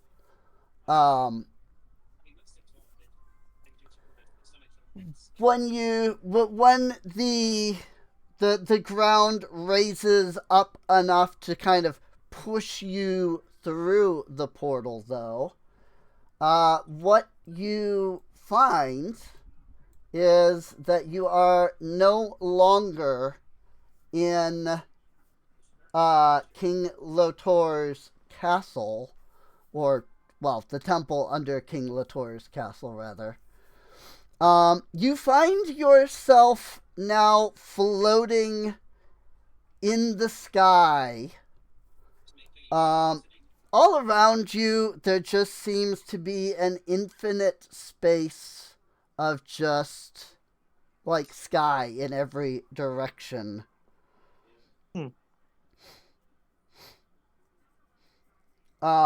Is Cal able to move around? Can he flap his wings to try and maneuver, or is he if it was actual space, he wouldn't be able to use the wings. Right. My answer is, you find that as the rock is going through the portal, you find that you end up grounded to the rock. And when you spread your wings and attempt to take off into the air again, you find nothing happens. You don't go up, you don't ascend, you don't fly. Okay. So there's something gravitationally binding him to the rock. There's definitely something odd going on. Um, Could be the suddenly, plane of air. the ground that you have been standing on cracks outward from the center and crumbles to dust, leaving you all floating in space. Wonderful. The next thing you What the fuck? the next thing you see is a gigantic arm just like reaching down from above and just grabbing hold of you. What the fuck is this? You suddenly find yourself being flung through just, the space that you're in. Because you don't know where you are, obviously. The hand literally, like, it like, grabs your group and then just, like, flings you outward, basically. You fly for what feels like ever. Nothing you do seems to affect your surroundings or affect you. You know, I'm assuming everybody would try everything, like, well, what if mental? What if, physical, etc., etc. Yeah. Yeah. Don is just Yeah. letting it happen. Like he does, like something's going on. Some Mhm. kind of type of intervention. Might as well just let it guide. Right. That too. That's better than being stuck in hell. Yeah. That's fair. But yeah, you find yourselves fleeing just off into who knows where. Until you find that the land begins to, like, materialize around you. You see a long desert that just stretches out seemingly, like, infinitely. And as as you kind of look around from there, you notice a large mountain range just off to what you assume to be the north, in the direction that you feel like you're headed. You seem to be going towards the mountains. Almost as if there's a barrier, you find yourselves slamming into some kind of invisible force around the mountains. This invisible force begins to tear at you, ripping your soul and your body. Ow! Ow. Okay, the high's going bad. The high is going bad. Yeah. You find yourself suddenly being pulled down towards the center of the mountain, the mountain range, where there appears to be a massive glacier. Very clearly unnatural due to the fact that there's, like, no, like, snow or anything like that anywhere else on the mountains. There's just this gigantic, like, valley that's just all ice, basically. You feel yourself being pulled down towards this large glacier. And when you finally find yourselves slamming hard into the ground, you find yourself surrounded by a group of a large group of women. You are only conscious long enough to recognize that you have hit the ground and that there are people around you before you find yourselves falling completely unconscious. Well, damn.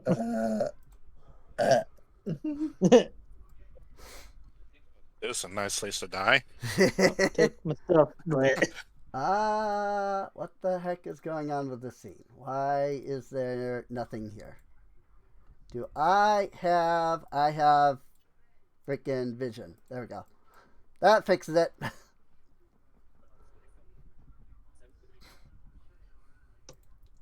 Oh, that's a big city.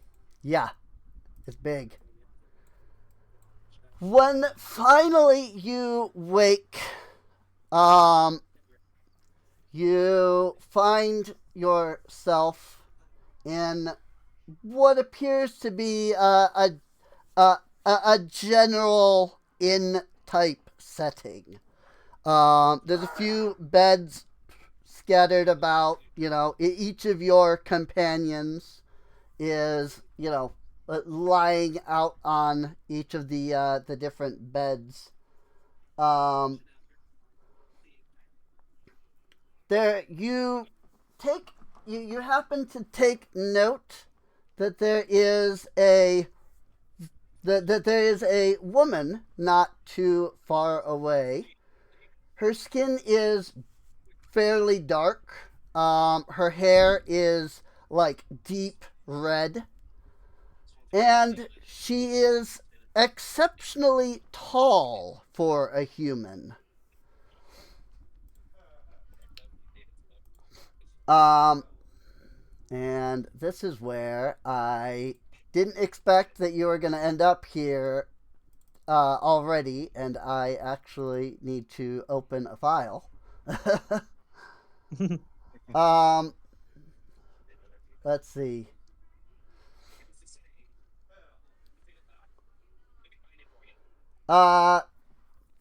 As you're, getting your bearings, the very tall woman happens to, or not happens to, but this very tall woman walks over to all of you. She gives you a salute and says, "Savak, welcome, heroes. You are in the city of New Osterith."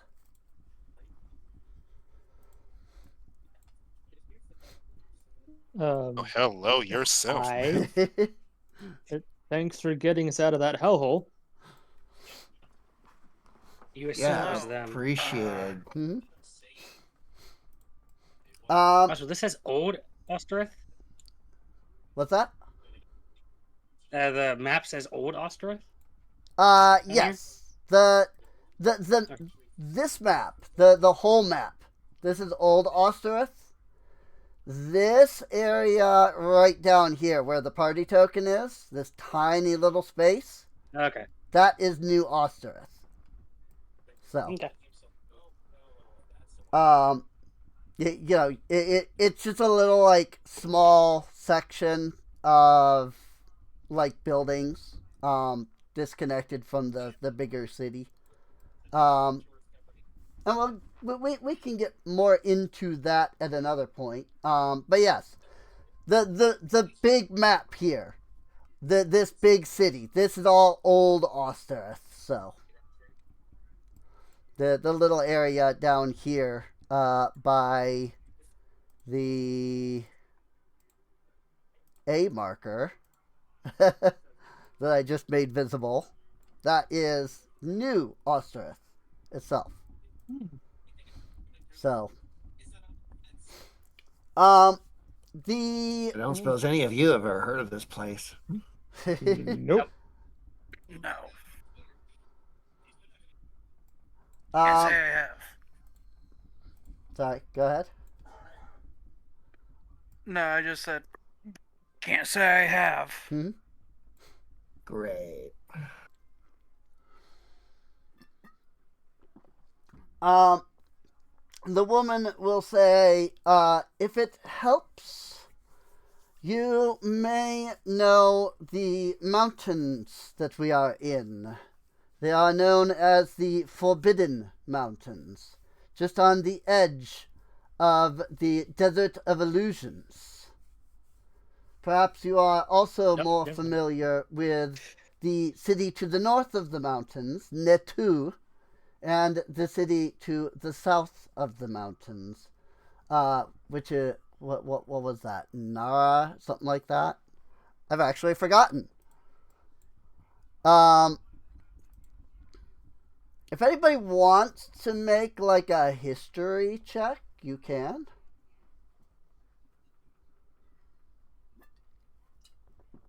Nope, not ringing a bell. Okay. Let's see. History. History. What is her history? 18. Nope. I'm done. Cal with a 1. And Ramon. Ramon with a 6. So- Ramon with a 1 as well. Yeah. Can Kona do nature to see if she at least recognizes the mountains? Sure.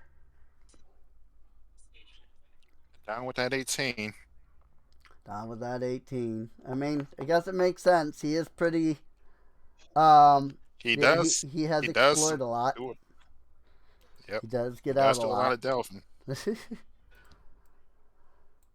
And given what I'm guessing these people are based off of, him not hearing Yep. this place would be a crime. um, To him, So- at least. Kona, you're familiar with the term Forbidden Mountains. I wouldn't say you've ever like seen it on a map. But you've probably heard of the Forbidden Mountains. More than likely, you've heard of the Desert of Illusions, which is just like on the edge of the mountain range. And for that, the Desert of Illusions earns its name because supposedly there is dark magic there that has existed since the time before time. Cursed desert. Right. So, as for Don, you've never heard of Austerith, new or old, but you definitely remember the term Forbidden Mountains and Desert of Illusions. And you definitely recognize the city of Netu, considering that a certain somebody and her children are the reigning monarch of Netu. If you get what I mean. Wait, is that the name? I Yes. like that Yes. for a second. Is that the name of the current place we are? No. No. Or is, Netu is one of the cities that is on like the edges of the Forbidden Mountains. Gotcha. Netu is on the northern side of the mountains. Yeah. So While I'm not familiar with this place, I do have a lover that I've been missing on the north side. mhm. So yeah. Ah, Don has at least seen the mountains before, considering Felicity. never been far in them, but he has seen them. So the Shit. the woman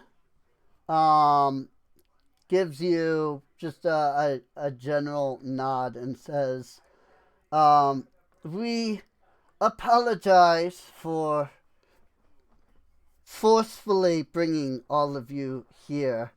It was not exactly our intention. The Oracle does not exactly grant wishes in the most straightforward of ways. When is making a wish ever straightforward? That's very true. I feel like Eldrazi would have some decent insight given a free genie, fighting fire, Yeah, all that stuff combined. right.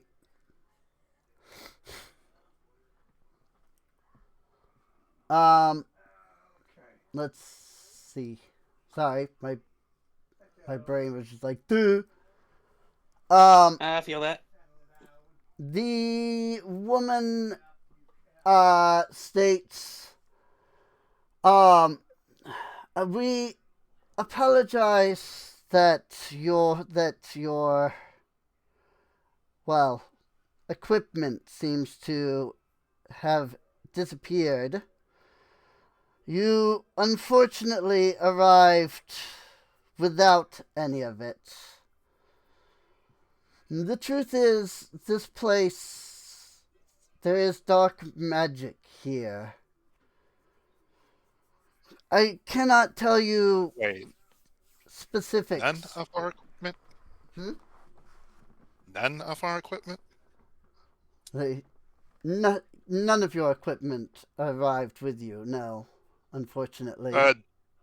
Don is just frantically patting over himself. Shit, Ren. Great. This is Shit, when, shit, your shit, God characters... damn it. This would definitely be the moment when your characters realize that you literally have nothing. The You draws, know. yeah, well, Chucklebyte's like, I'm fine. Holds out her hand. A minute goes by. Huh, we must be farther than I thought. Oh well. Hmm? Well, this is fantastic. Took me forever to Somewhere- accumulate all that crap. Somewhere in the distance, the hammer can't- lifts up, begins flying. I can't do anything. Like, Cal just realized that he is completely fucking useless. Completely I can punch useless people really without a hard. lance. That's about it. I just he used to need a have- brick. Mhm. Don is just He says to pacing have back. the skin. Sorry, go ahead. Cal is going to try and, I don't know, because he probably doesn't. I mean, he has a connection with his gun lance, Right. but he's going to try and reach out with his mind to see if Thurea is anywhere on this plane. Well, you definitely know that Thurea is somewhere on still on the material plane. Exactly where you're not sure. You can sense enough of a connection with her to know that she is around, and it is somewhere in the somewhere probably in the vicinity of the city that you're in. Okay. And Don would be able to do this with Rin as well, by the way. But wherever your two spirits are, they're too far for you to be able to get into direct contact with, unfortunately. You can't talk telepathically to them or anything like that. But you can definitely sense that they're somewhere within, I would say, a mile or two of where you are. So. Gotcha. Meanwhile, Eldrazi is just in the distance. Hmm? Much farther. Damn the boots, damn the cool ass cloak. I need to find. We need to find her as quick as possible. Mm-hmm. He is actually unnerved and pacing. Like this is this would be the most disheveled anyone has ever seen him. Right. And here I took you with the calm and collected one. Oh well. We lost my damn girlfriend. You're And dating. I lost sword. my commander. Mm-hmm. Well, okay then. I knew people in the material plane could be freaky, but Hey,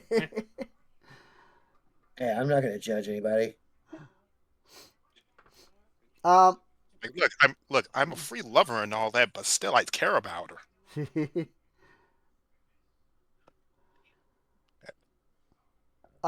the woman walks over to a nearby chest, opens it up, and pulls out a few garments. And she says, we unfortunately do not have much other than our standard uniforms here, but for any of you that would, or for any of you that need, we can at least offer you some manner of clothing. Even for me.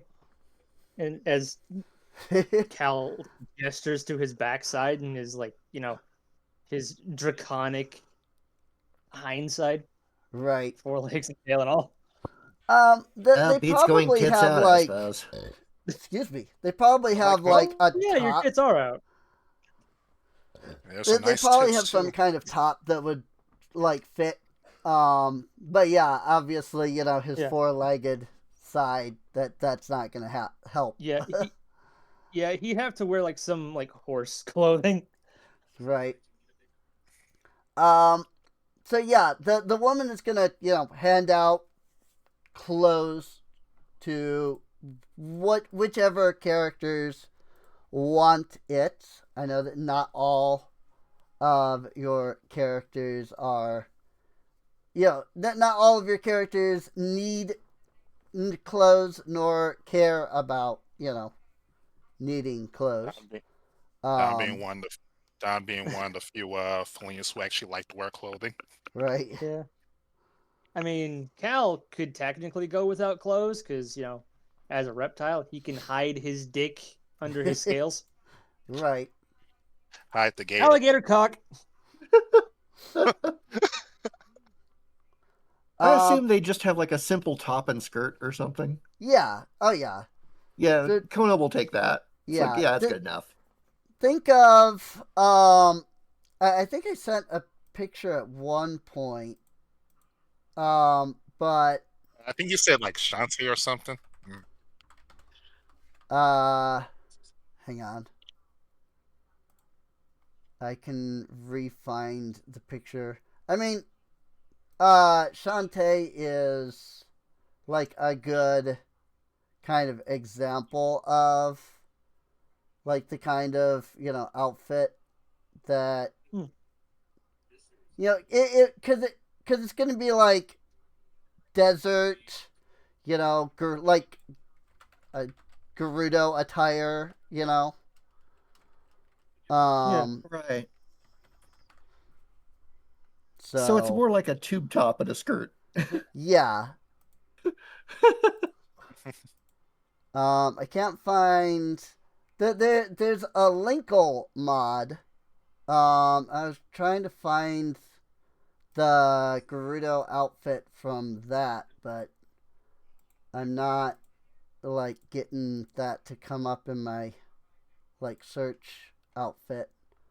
But I mean, you could definitely consider freaking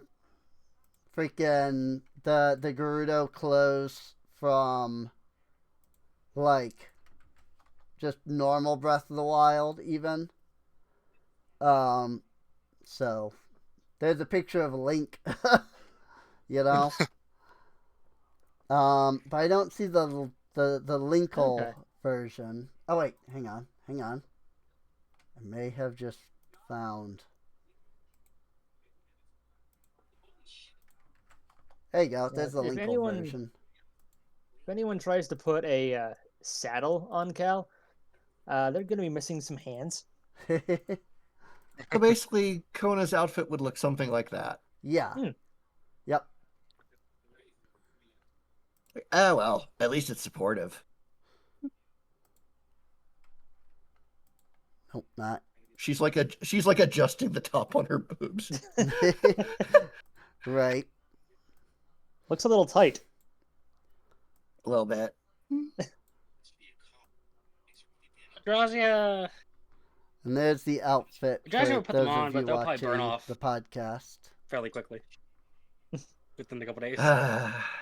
She's like turning back and forth to look at the outfit and go, I miss the way my cloak billowed. It's so dramatic, you know? Is there outfits for your horse in Legend of Zelda? I mean, there's Uh, briding. I mean- There's briding. Yeah, there's just like saddles and bridles, Hmm. but What does a bridle look like?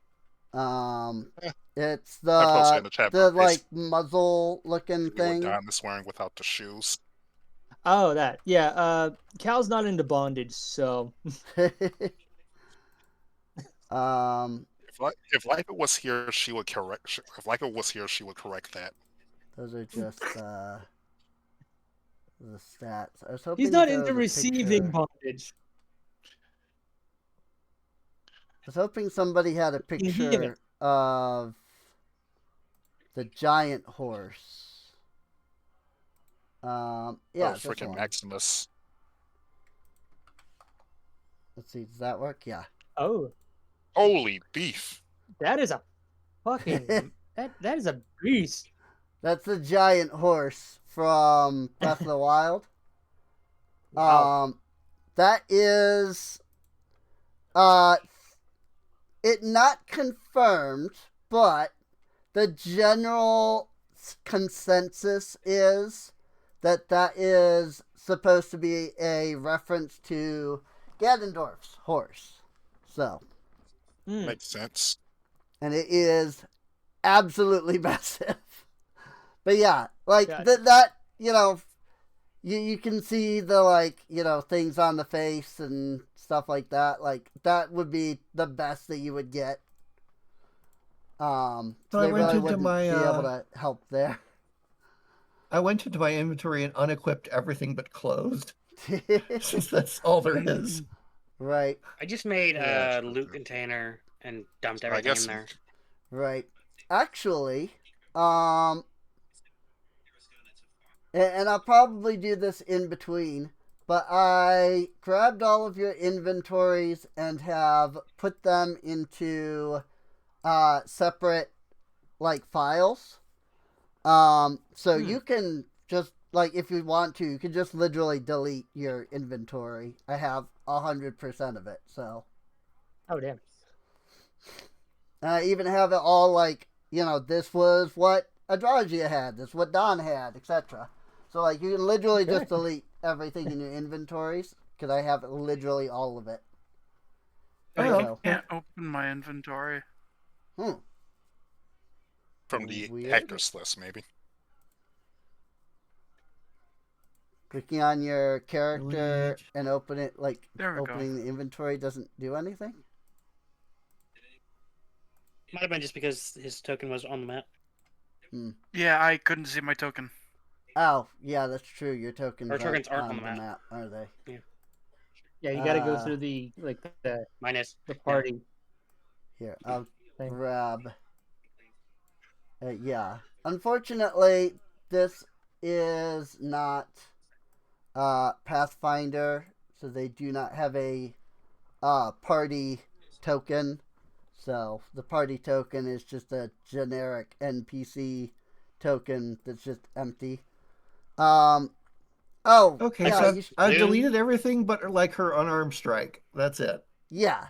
like the only You probably want to keep thing the left. unarmed strike. So Should I also delete the clothes or like replace them with something else? I mean, you I mean, they just gave you like new clothes, right? So you just pretend, just say So I can that just that leave was common clothes. new clothes. Um, Okay.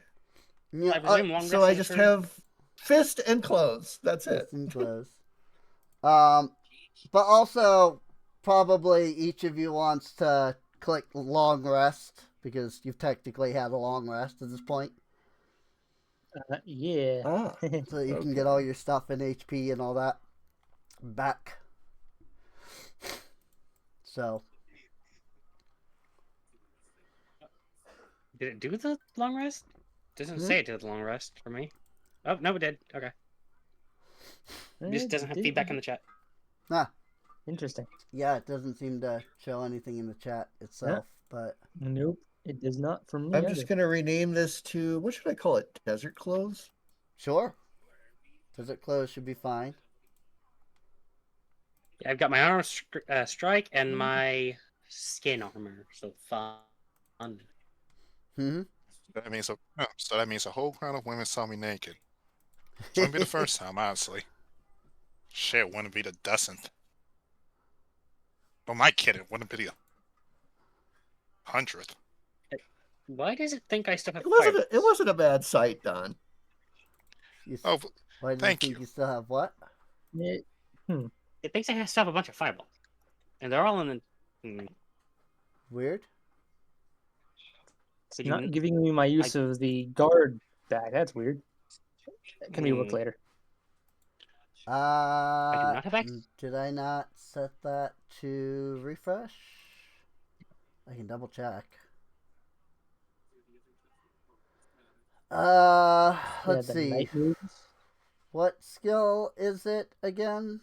Is it Night moves and guard. let's see. Guard.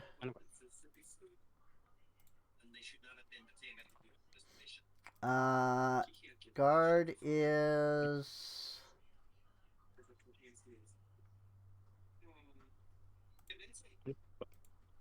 huh. It is definitely marked. Well, I fixed that. Yeah, you gave it the use back. Yeah. Oh wow, and charge shelling is not wanting to do that either. There we go. Charge Even though they were in a shelling. separate inventory, they were still equipped, so I fixed it. These are. That comes back on per round, and I think maybe because of there's probably some bugs in TOV itself, Yeah, that are just causing some minor issues. But I went in probably. and I And hit. it is a custom class. Yeah, So- that too. So I went in and replaced all of the things, so Thanks. it should all say that you should have them all. So Yep. Even though I can't use them because I don't have a gun lance. you have a gun lance, right? Do I need to give myself an unarmed strike? Might not be a bad idea. Might not be a bad idea. Here. What I will do is I will grab unarmed strike from Adrasia and put it into your sheet. Thank you. And Uh, don't know that Don necessarily I'm pretty sure needs it, but I'm mine- going to add it there too. Thank you. I'm pretty sure mine has extra damage on crit added. Let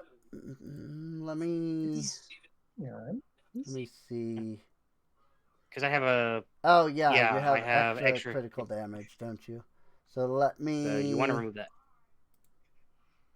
Here, let me Can remove that. Dragonborn just use their breath weapon on a bonus action just every turn if they wanted to?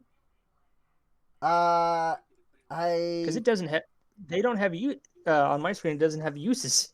yeah. So that's It that's should something have uses, I think. noticed with the Dragonborn. I'm gonna have to check PG2. Mhm. But because PG2 also has the Dragonborn, not just the the Labyrinth World book, but in the Labyrinth World book version, it seemed like you can just use it every round because there wasn't any kind of limit listed. So I'll I mean, check I like PG2. that because yeah, it makes him feel more draconic, being able to use his breath weapon like Right. whenever. But I can also see why that would be a bit too overpowered, especially at higher levels. Right. Because that's 3d10 Well, every I turn. mean, it only ever deals like what? Cantrip level damage? Yeah, I think it only does deal Yeah. roughly It's a cantrip bonus action. level. Keep in Yeah, mind. that is it's basically a cantrip. It's a bonus. Yeah. It's fair. It is So a cantrip. would that be not too overpowered? And probably not if it's just like cantrip level damage. I mean, I have PG2. I'm just trying to find where the freaking races are. I'm still scrolling through the classes at the moment. Oh, okay. Here's the races. Let's see. Dragonborn. Or awesome. Breath weapon. As a bonus action, you exhale magical energy. Each creature in the area takes damage. You could use your breath weapon feature a number of times equal to your proficiency bonus, regaining all expended uses when you finish a long rest. Okay, so it does have a use. So I can use it 5 times. So, there you go. That's why I wanted to look at PG2 because I had no idea. But yeah, it looks like it's based off of your proficiency bonus. Okay. So, I'll just have to remember that. Actually, I um, probably can go in there and change it, can't I? yeah, I'm actually opening it up right now to fix that actually. Okay. At proficiency. And then yours is the line, right? Both. I can use either or. Oh, you can use either or? Okay. I'll Yes. have to go in and add it to both then. Cool. Alright. It is fixed. Cool. At least it should be. Let me double check. Yes. Yeah. It has 5 out of 5 uses now. Cool. Okay. Back to the woman in front of you. So once she hands you the clothes, once she hands your group the clothes, sorry, she will say, when you are ready, or when you feel you are able to venture outward, I will take you to the chief of New Osterith. She will be able to explain more things to you than I am able to myself.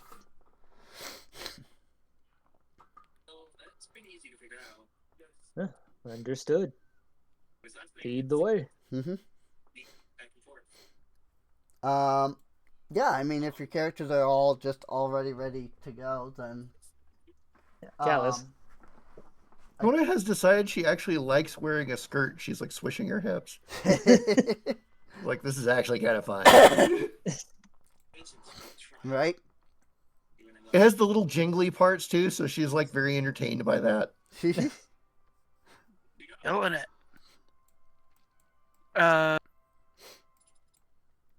Yeah, I mean, Ramon's got a sheath, so he can free ball it. Alright. Yeah, Cal is just naked. Right. Him and his massive nuts, because he is rat. Right. Yeah, that is true. That is true. Fucking lore accurate. Does it go down to his knees or something? I've been on that freaking subreddit. Oh my god. What's that one song? Do they? What is it? Do they dingle to and fro? Do they? Yeah. What is that fucking song? Dangle. Does it change hang low? Does it wobble to your fro? Hmm. Can you tie it in a knot? Did you Yeah. tie it in a bow? Yep. Does there happen to be a weapon of any Does kind it around? dangle to and fro? Do By the your way. nuts hang Um, low? there are there's no like weapons immediately available. Okay. So um, so you are led by the woman through the streets of New Austerith. As you glance around, you can see that it is a relatively small town. I mean, there's probably like 20 buildings max. Damn. 100% of the women all have the red hair, the red eyes, the darker skin, you know, the desert like attire. You know, you can see like a few children, and you what one thing you can notice is that every female child has that same, you know, the red hair, the red eyes, the dark skin. All of the male children look completely different from each other. Almost as if like they're a completely different race. Huh. Lot of I'll take it interbreeding is a thing here. um, I was about to say, don't get much diversity in the gene pool, huh? mhm. You take your action where you can get it, right, girls? The woman that you're with says the we Savaku do not we Savaku when we have children, all of our females are always like us. It doesn't matter who we get together with. All of our females are like us. The few boys that you see around here are like their fathers. As a purely female race, this is just the way that our race works. Oh. We wed with people of other races, and our children are either whatever our male children are whatever the father is. Our female children are whatever we are. So you can breed, but your genes just don't mix. Yes. Interesting. I suppose that is a good way to put it, yes. Damn, you're actually lucky. Gnolls can only breed with gnolls, and not for lack of trying. For us, Savaku, a male, a true Savaku male is rarely ever born. Once every few centuries, at least. And so we breed with other races. But the children who are Savaku are truly pure Savaku.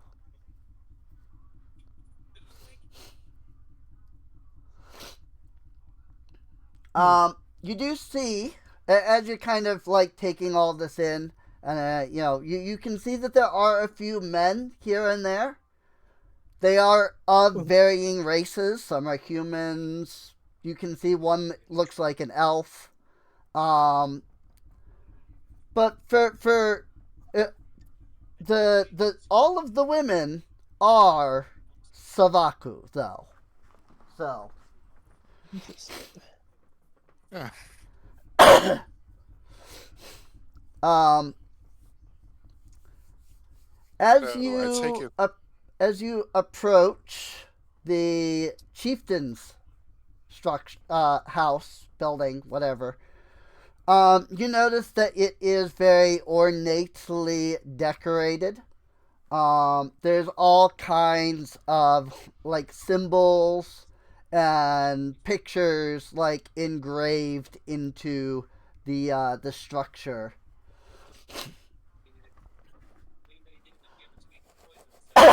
Hmm. Oh, this is lovely.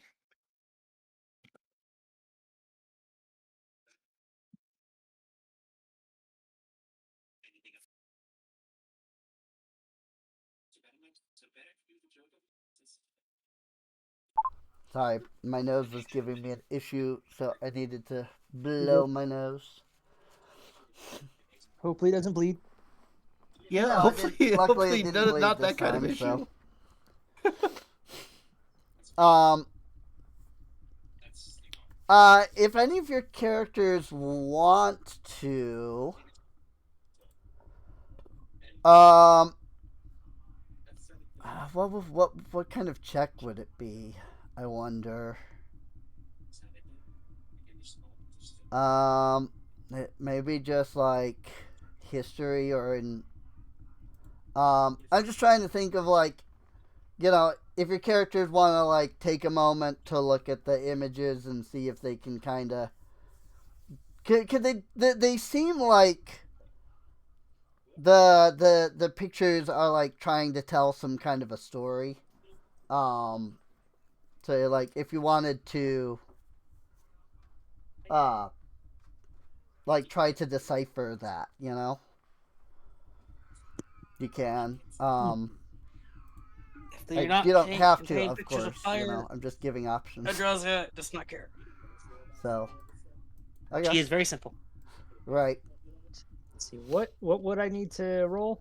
I'm thinking probably like a history to kind of like see if you can recall like what the images are like depicting. Okay.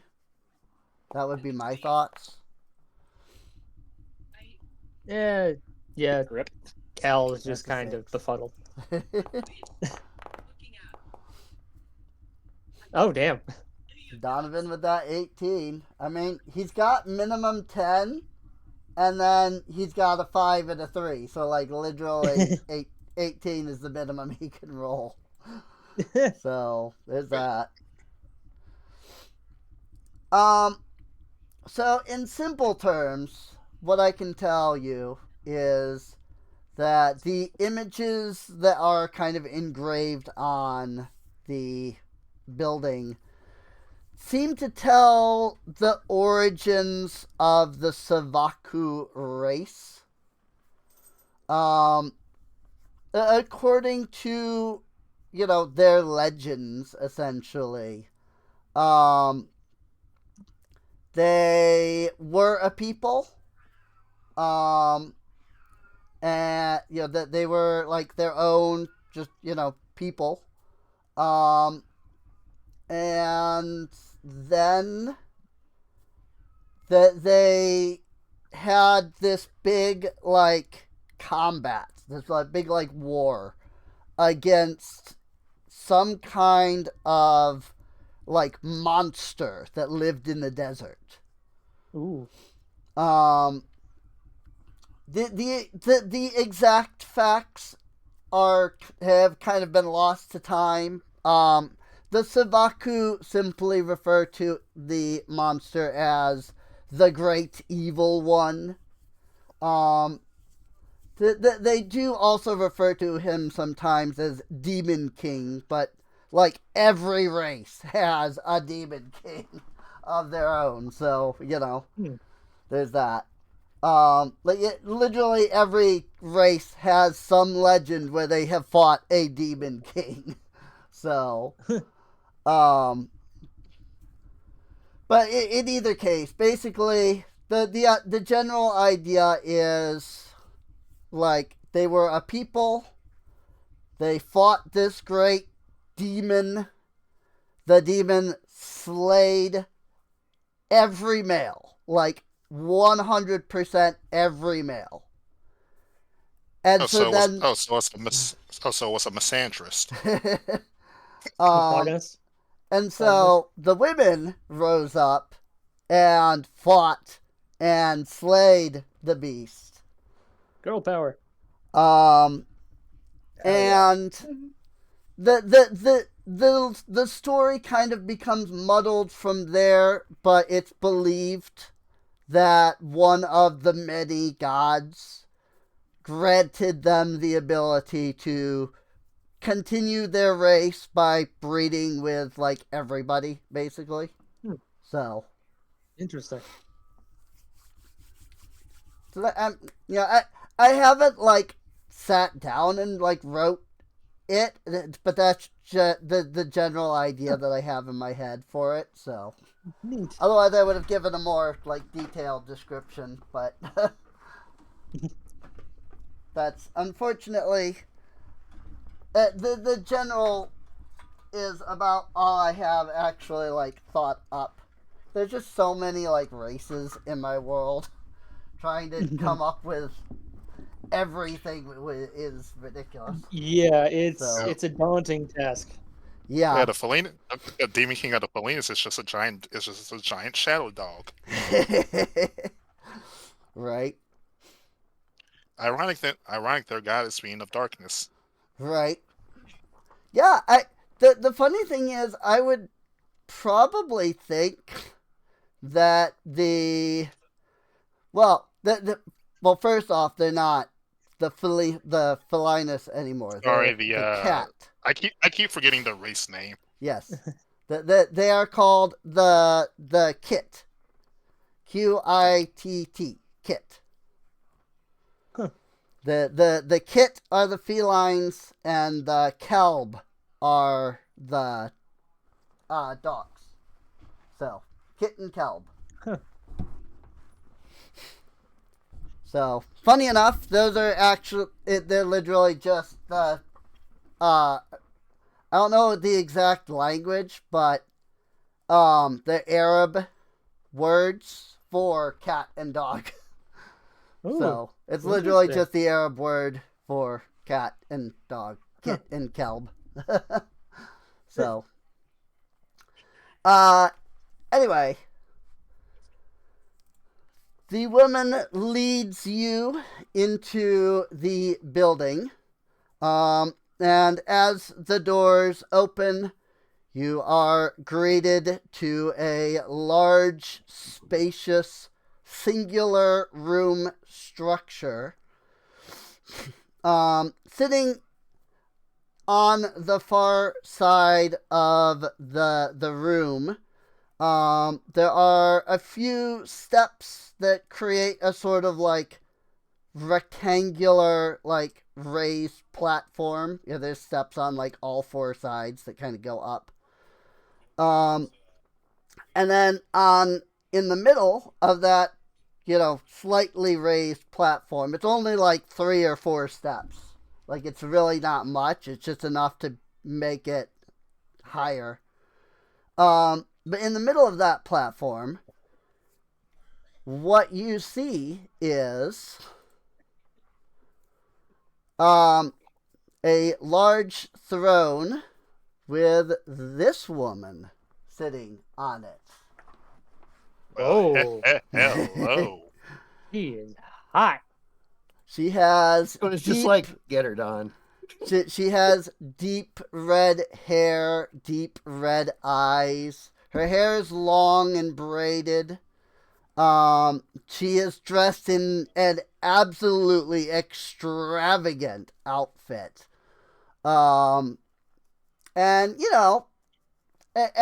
as these people do, it the outfit kind of accentuates their chest.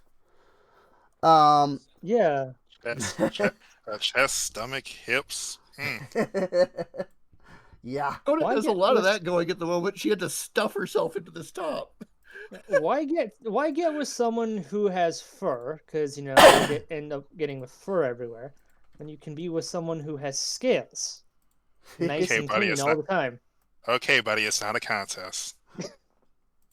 No, I kind of like it being a contest. Keep going, boys. Maybe after we settle. Here, I could Holy, put her he's picture tall. kind of right there, so that you can see it a little. You can see it regularly, and you also can just see it a little better regularly. Yep. Um, She is. I don't know Milf what I'm Tanya. trying to say there. Anyway, as soon as your eyes fall upon her, she stands from her throne, gives you a soft smile, and says, "Welcome. I'm sure you have been informed that you are in the city of let me try again. I'm sure you have been informed that you are in the town of New Osterith. Mhm. My name is Tanya. I am the chieftain of the Savaku."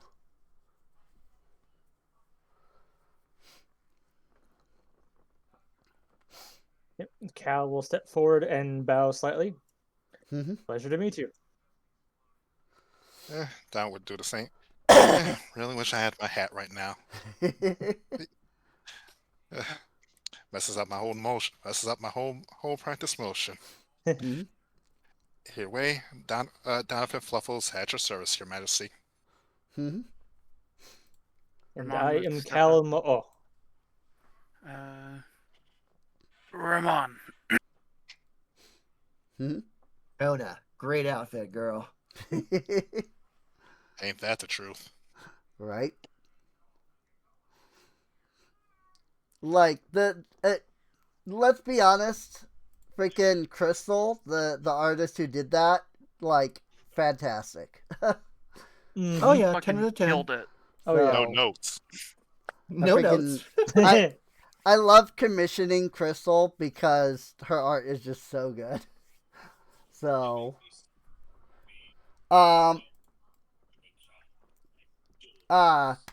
Tanya gives each of you a, a soft wave, and says, "I must apologize. When we made our wish to the Oracle for heroes to aid us, we did not expect you to arrive so violently. We simply assumed You mean that the the whole Oracle naked and would screaming thing? Sorry, So say you mean again? the whole naked screaming falling from the sky thing? Yeah, that too, for sure. She says, we did just assume that you would just be teleported here.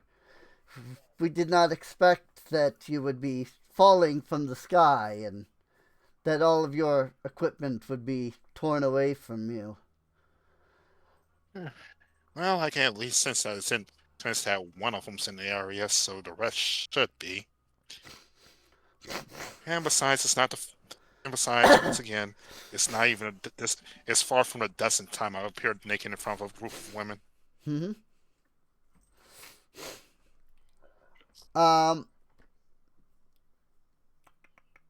She will say, sorry, there's a lot of information I have written down that I'm trying to parse through and determine what she's actually saying here.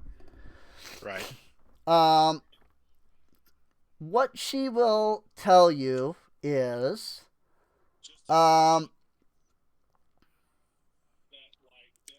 let's see. She will say, oh,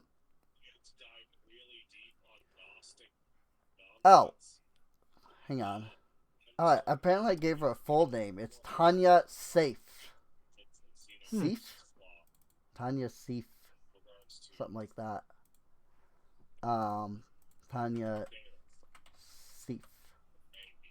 There we go. There's her full name.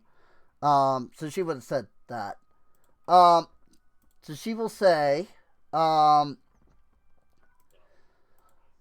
the city, the town that you are currently in is a small refuge for some of us Savaku. I and a few others brought our husbands to this place in an attempt to restore what was once the great city of Ostereth. For centuries, this place has been buried behind some sort of magical glacier. The exact specifics I am not entirely aware of. But some few years back, we were met by a small group of mages that were looking to restore, or not restore, who were looking to break the glacier spell and thus return this place to its original form and status. My people came as both guard and both to serve as guards and civilians. You'll find that many of my people are merchants, and you'll find that many of my people are merchants, and we all, what's the word I'm looking for? We all understand your current plight. You will find that many of them will be willing to aid you in at least getting some gear. We do not have any particularly magical equipment, but I am sure you will be able to find basic armor and weaponry without too much difficulty. Hey, anything's better than nothing. Indeed. Agreed. Right. White.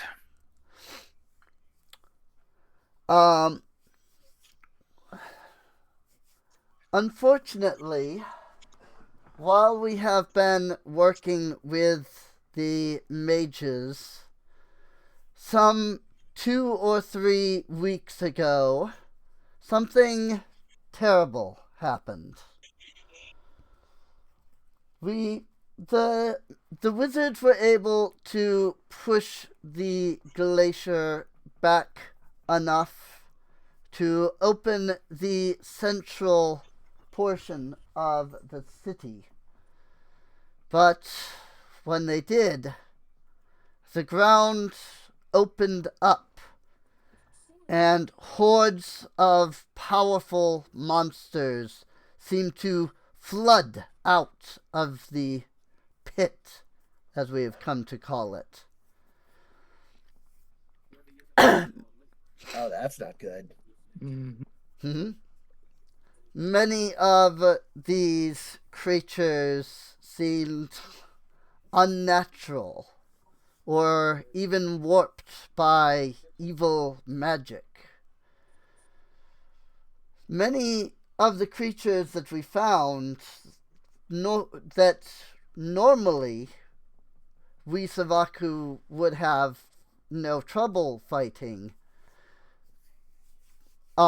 many of them turned out to be much more powerful than one would assume. Unfortunately, while we Savaku are no strangers to facing hordes of monsters, and we Savaku rarely flee, even in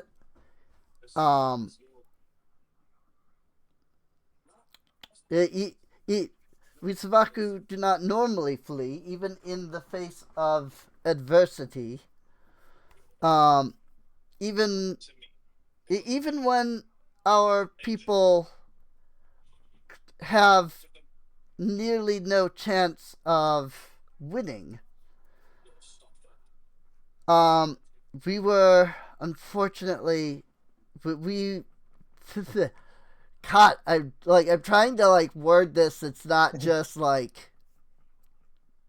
you know a description. I'm trying to actually say. I'm trying to actually say this as if it was told to you. Yeah. I'm just No worries. freaking autistic brain, not wording. Let's see. She says,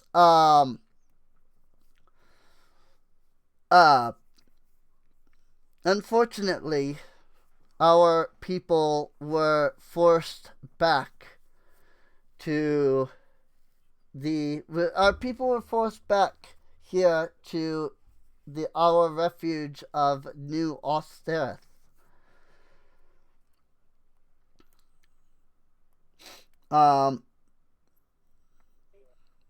We realizing that we were realizing that we had no hope of winning the fight ourselves, many of us made the dangerous journey to the Oracle. There, we threw much of our profits into the well and wished for heroes to come to our aid. As you can tell, it does seem as though our wish was granted, though not in the way that we had perhaps hoped. Are wishes ever granted the way you think they're going to be? The Man, amount there's of people I have seen go Mhm. up to a genie in the plane of fire and wish for something and regret it. You don't want to know. well, there's 5 of us. I was kind of rich that I'm considered a hero in this, but whatever. Mhm.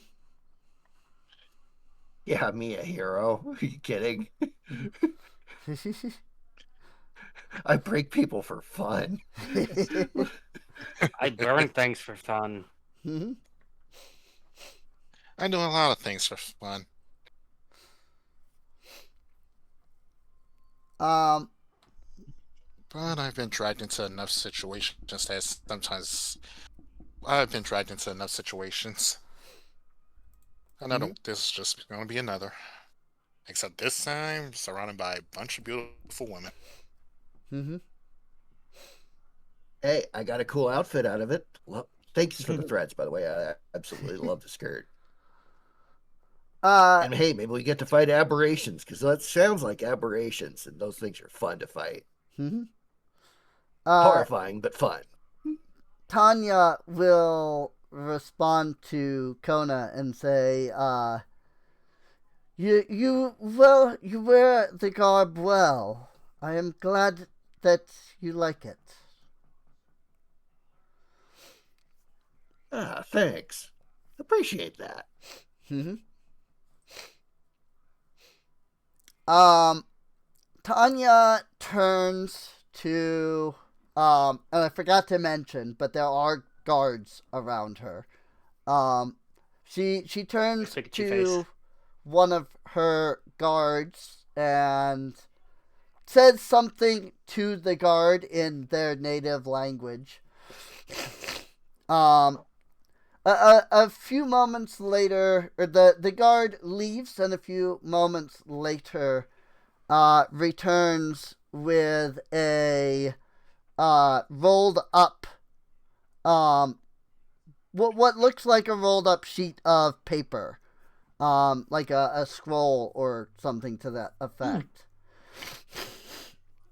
The guard holds it out to your group as Tanya states, "This is a map. It is a magical map created by our own wizard known," and I have his name wrong. What was his name? I wrote down the wrong name. Oh, Marcus. Oh, no. Yeah, it freaking Marcus. But I just have the incorrect spelling for that. This was created by our own wizard, Marcus. He is the head of the wizards that we have been aiding. This magical map will allow you to transport yourselves to any place that you have already been within the city, as well as allow you to return here in an instant. It is our hope that this will allow you to be able to explore much of the city, but also still have some refuge during the night back here in town. When one of you unfurls the map, you notice that only a tiny portion of the map seems to be filled in. And that portion seems to be the area that is, basically New Osterith.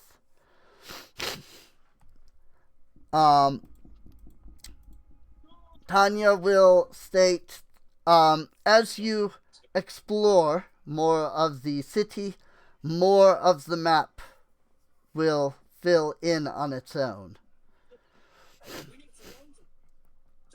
Gotcha. Yeah, that makes sense.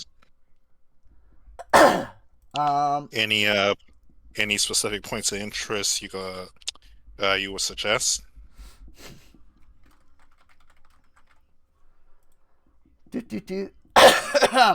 Sorry.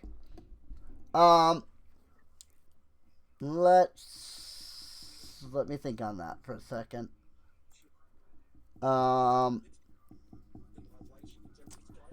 She would tell you,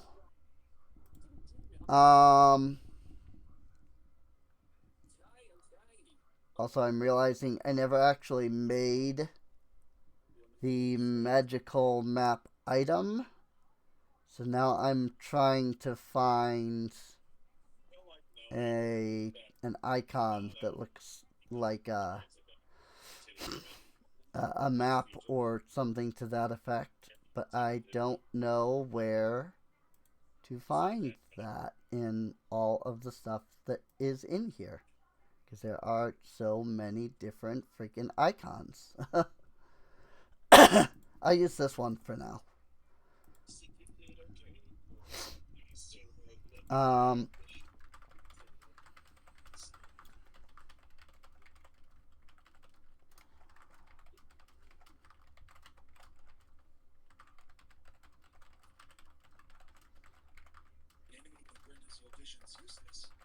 There, that's good enough for now. And then I'll expand on it later.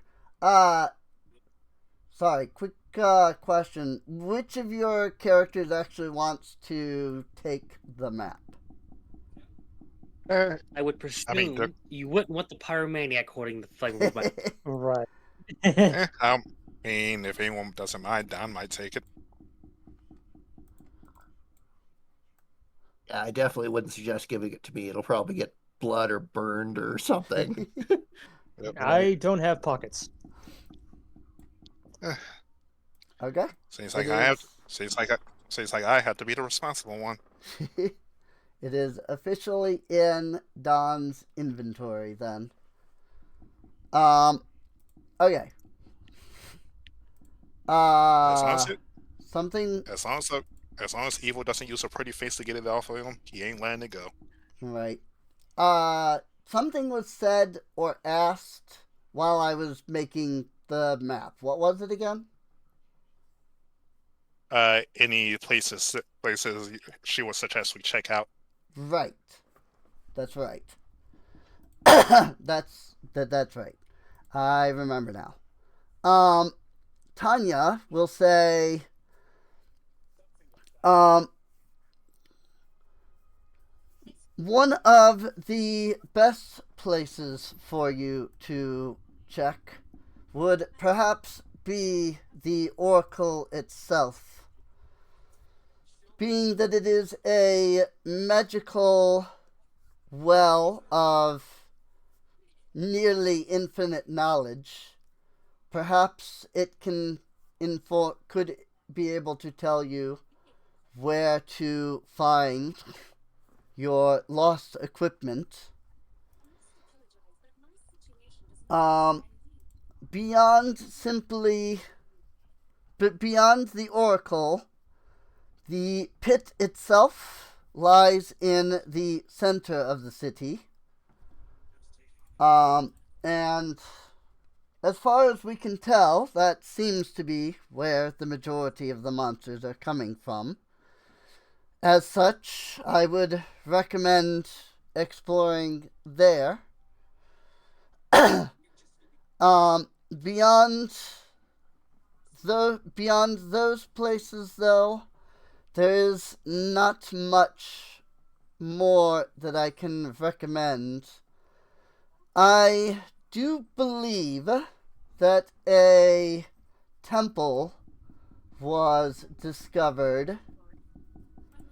Where was it? I do believe there was a temple discovered far to the northeastern side of the city, though that is on the exact opposite side of where we are now. The wizards that we have been assisting have also made a small headquarters in the northwestern side of the city. You may be able to get more information from them if you were to travel in that direction. Beyond that, there's not much more that I can tell you of what lies out there. Much of it is ruins, and much of the ruins are old and decrepit. I would caution venturing into too many structures, as we have had many of them collapse in our time here. Oh, don't worry about that. Having a building fall on me is just a good time. I'll probably be the one to make the building fall, so don't worry about it. I do have one important question, though. Okay. This Oracle well, what's the price of its knowledge? because knowledge is never free. You are correct. The Oracle only grants its knowledge for varying costs. And let me double check here.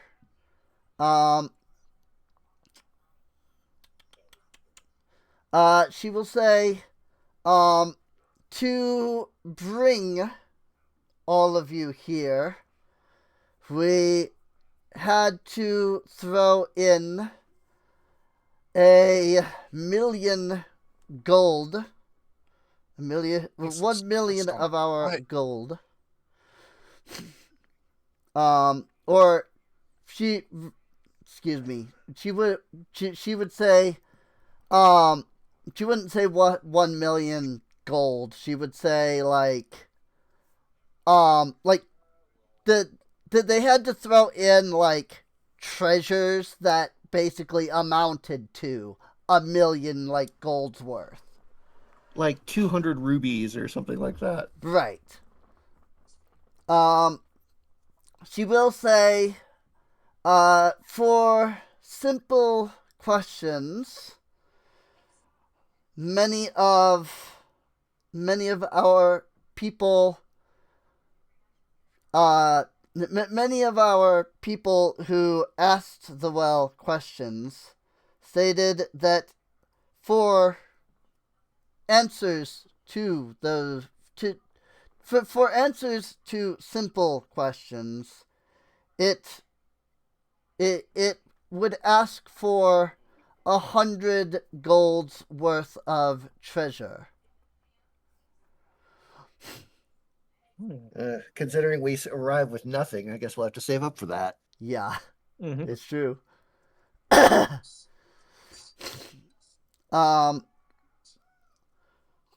She will say, one of my people did ask the well one question, which the well required almost 10,000 gold worth of treasure to answer. The question that was asked was, trying to think of how to word this properly. The question that was asked was, what lied within the glacier? As for the oracle's answer, a lord of dread, plague, and evil.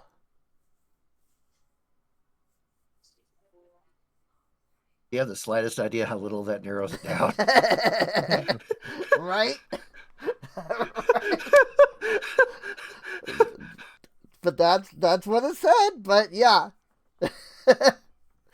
Oh yes. So, Tanya will kind of chuckle at that and say, it was not exactly informative, I will admit. Needless to say, we have not asked anything of the Oracle. We have not asked anything that extreme to the Oracle sense. Unfortunately, I can tell you that its answers are quite regularly riddles or extremely obtuse. Think for a fortune teller. It's very true, though. Sounds like the well's got a racket. The question is, does it actually know anything? Or is it just saying things? I love it. A broken clock's right twice a day. Well, at least transporting us here was real enough, even if it was, the worst ride ever. I don't think Eldrazi knows any Dark Lords or anything like that. Just nope.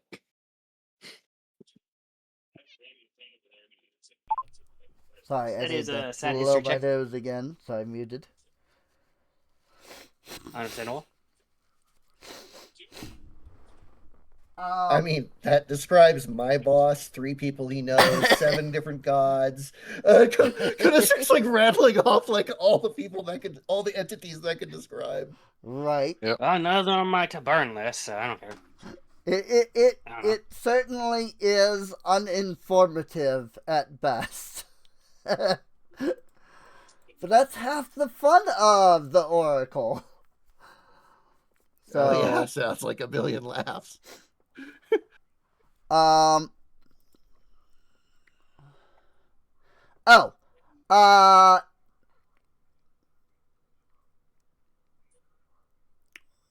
Where is it? Tanya will tell you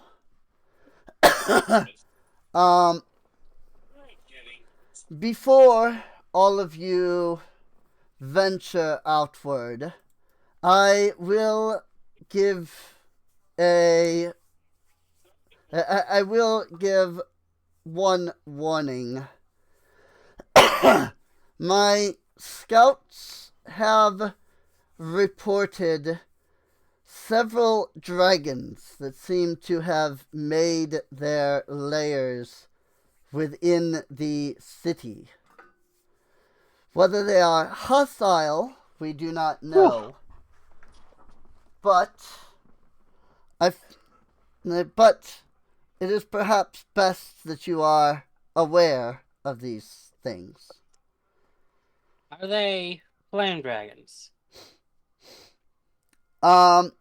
She says, one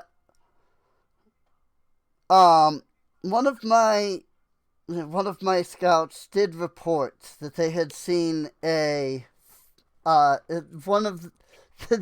one of my scouts did report that they had seen a flame dragon. Be a fun challenge to burn.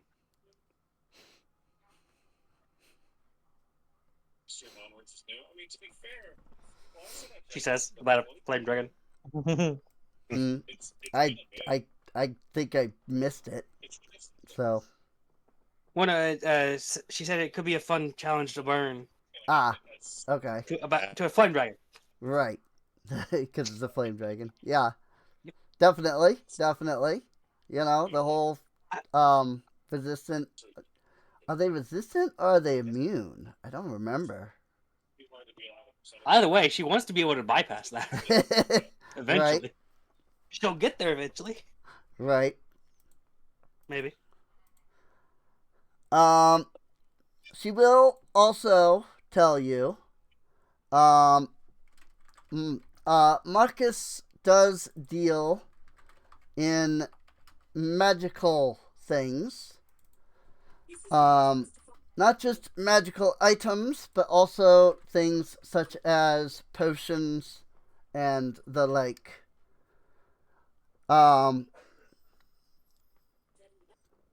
So perhaps he will be able to at least assist you with getting some amount of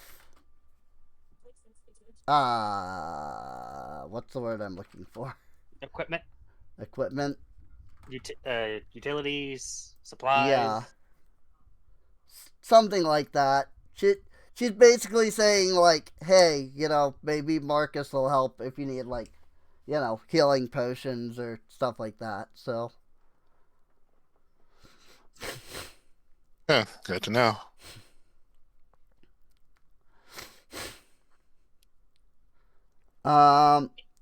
So that's all that I specifically have written down. But if you / your characters have anything that you want to ask Tanya that I didn't think about, now would be a good time to, you know, ask. If Oh, not, what? that's fine. Oh, so where's that husband you mentioned? Kona's like snickering in the background. um, she will chuckle at that and say, "You would be surprised to hear that he is the local blacksmith." Well, I guess we might have to pay him a visit then. You're not killing him to get with her. God no! Are you fucking insane? I'm actually a little Yeah, I disappointed. definitely think she would not take that very well. So, Listen here, you murder hobo. isn't Don usually the non-murder hobo of the group? Like I he's was the one talking that to usually Cal. doesn't want to Cal. kill What? people. I'm not. I am. You're the one that suggested it off the cuff.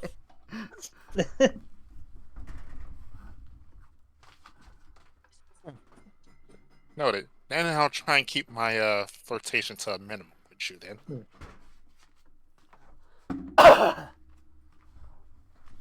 Mhm. Adrazia is going to find out A, if Marcus is in the city, and B, if he is, where he is, and then leave. Say again? Adrazia is going to see if Marcus is in the city, and if he is, where he is, and then leave. Okay. Hmm. Yeah.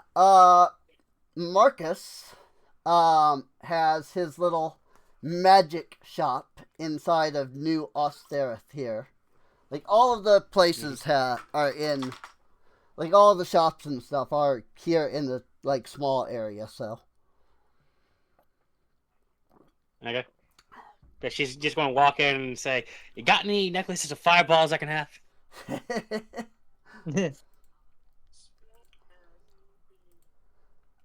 Let's see. So, I guess Marcus, I'll put him on the map over here, since this is where his shop is. and I guess that's the rest. Sorry, go ahead. Yeah, I mean, you know, as far as Marcus goes, he is a moon elf. You can tell by the black hair, the pale blue skin, and the arcane tattoos that are engraved literally everywhere on his body. So, let's see. As far as Adragia,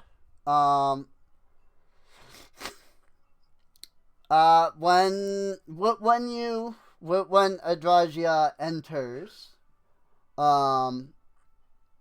he looks up to her and says, I have some things. I have some magical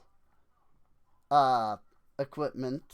Words just freaking words are hard for me.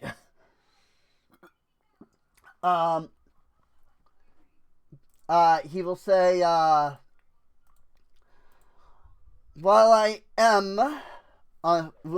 I do understand that Tanya wishes for us to aid each of you, magic items are not easy to come by.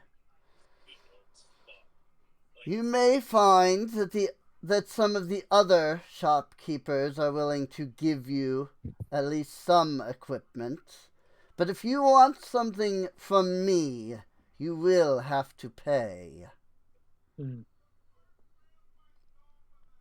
If I may Yeah, It's insert, hard to come if I may, by. sorry, I was about to say if Uh, I may join the scene with the new character real quick. Yeah, I was I just- can I- grab I just want to have a drowsy respond. You say it's hard to come by, but I literally had 70 beads of fireball on me up until I got teleported, and like 6 potions of fire giant strength. They're not that hard to come by. Perhaps not for your. Perhaps not for you adventurous folk. But some of us are trapped here in a valley where the only other thing around us is a frozen glacier. What we have is what we have.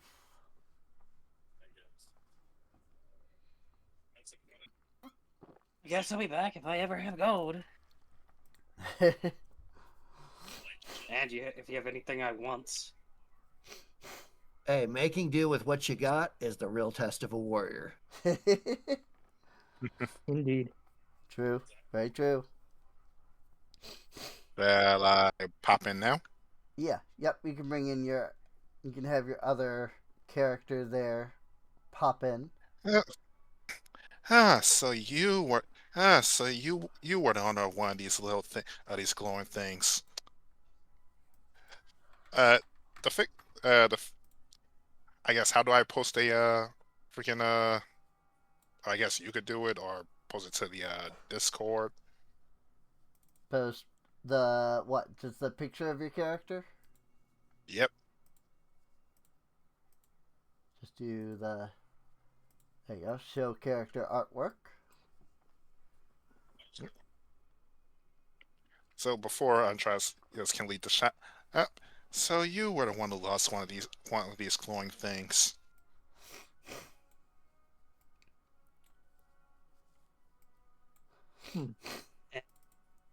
You are?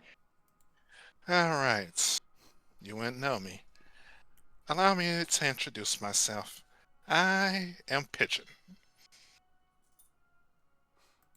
You're a bird. No, I'm actually a star elf. But I prefer the moniker. What's a star elf? An elf. From the stars. Or An star elf from the markings. stars. Like our friend Marcos here is a moon elf. That was so much less cool of a description than I was hoping for. What's your, is Kona actually there? Because I mean, I'm assuming that the party's together since that's Yeah. how people have been reacting. okay. You know. Would you rather my race be born from the egg of some giant, unfathomable eldritch being from the stars, spit out here in a last-ditch effort to continue hanging with its progeny on a world that wasn't ready for it? Mhm. Yeah, that's more like it. That sounds very specific, but okay. I mean, ain't I could have either gone with that, the space squid, or the space squid. But last time I did that, I made a dog cry. Right.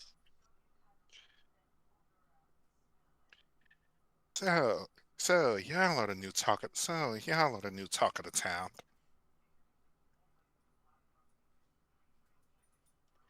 Eh, well, looking at the lot of you, I'm sensing a bit of a dearth of magical ability. Am I right?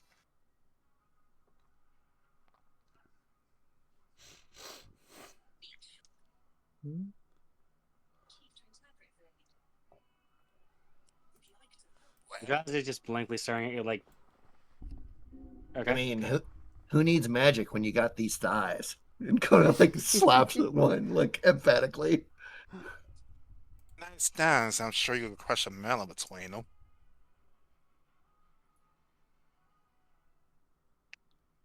Well, look, I'm bored. Look, I'm bored here. Been dealing with shit day in, day out.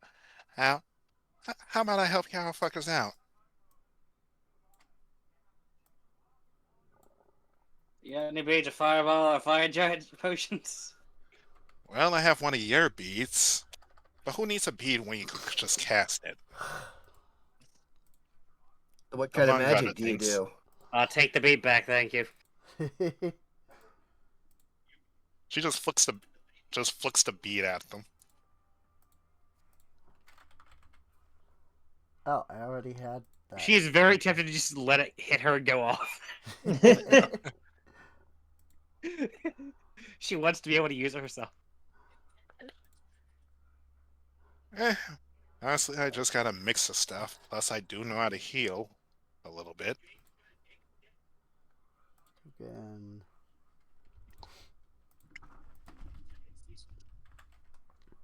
If you can do Yes. cool magic shit, you'll be useful. That I can do.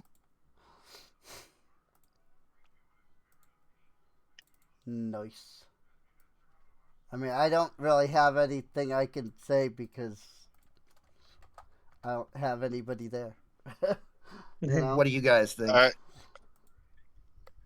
Hey, quick question. Is it found that Pigeon already has magic items of her own because that was in the initial creation thing we was doing? I think it'll be fine to some degree. Like Like you see the items that are in her on their person because you had said 3 rares. yeah. I I I I think it'll be fine. I would say like for right now, I would say like, you know, like stick to Don as like your actual playable character for the moment. Oh, of course. Just for just for at least a little while, so that like, because I mean So the point is so we that can you're, actually catch, you know, so we can all catch up. yeah, because the point is the rest of the party isn't, you know, the rest of the party doesn't have anything, you know. You're Right. supposed to So like it would be a build little up. unfair. Yeah. Right, Yeah. right. So it wouldn't exactly be fair to like have Pigeon come in with all of their stuff like immediately. Right. But I think, you know, give a few sessions for at least one of the other characters to like find their equipment. Or, you know, find just equipment in general, because there's plenty of monsters out there that have magical equipment. So, Yep. you know, you will obtain new magical equipment, you know, I don't want to say like quickly, but I don't think it'll be more than like 8 or 9 sessions at like most before hopefully everybody has something.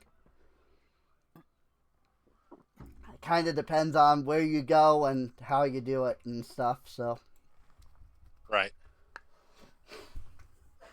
But yeah, so basically, as long as she hangs out in New Austerith for a little while, it should be fine. If she ends up needing to join in the party early, then we can kind of think about it and go from there. Yep. So. Ooh, excuse me. I guess, is there anything that you the players want to do before we wrap today's session, since it's 12 o'clock? I guess figure out if anyone has any other ideas besides figure out lodging. Say again? If anyone has any other ideas besides figuring out party lodging. I think the only thing Adrazia needs to do is just go get like a giant warhammer or whatever. Yeah. Yeah, basically Kona could make do with any big weapon. So. Right. So the general idea here is that your characters will, if you like go around and kind of talk to people in town, you should be able to get like the local blacksmith or local armor or something to give you like at least like one piece of equipment, you know, like a suit of armor or like or I should say like a suit of armor and like a weapon, you know. You know, they're not going to give you like, you know, here, have like 7 you know, weapons or whatever. But like they'll give you, you know, like you walk in and you're like, "Hey, you know, I'm looking for like a bow." You know, the local Fletcher in that case would be like, "Hey, you know, I can, you know, I can give you a bow and like 20 arrows without much issue." So like a couple pieces of basic gear. That's what you're Right. talking Yeah. about.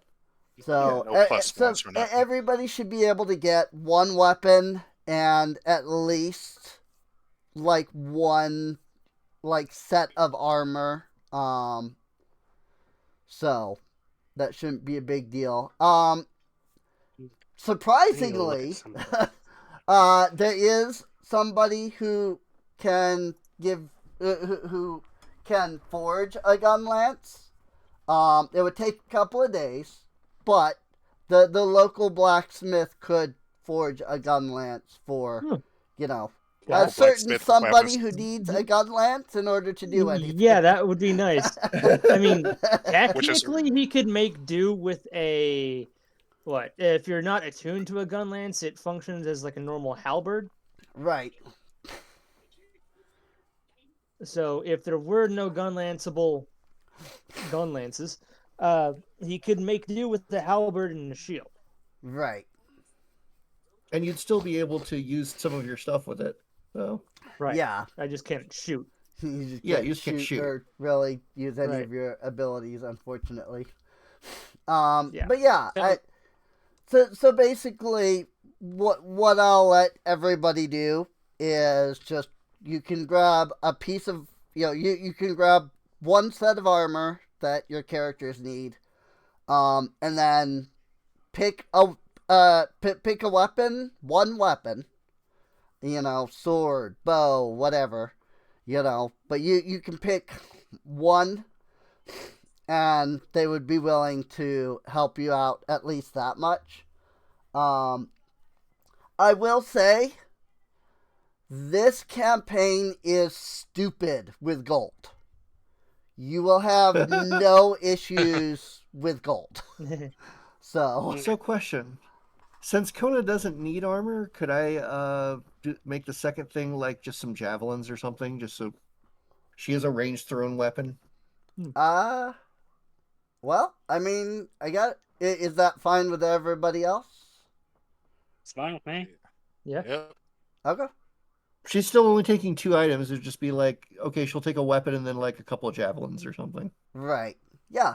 I think that would be. I think that'd be fine. So, everybody else said it's fine. So I will let you take like a weapon and like 4 javelins. You know. Okay, cool. Thank you. And I guess everybody will need some kind of like pack. You know. Think like you're getting your starting equipment for your class, kind of like what you'll be able to gather, kind of thing. I guess, sort of. So I guess a quick thing kinda. to bring up. So we can all get like a backpack or whatever. Right. Since we're able to get a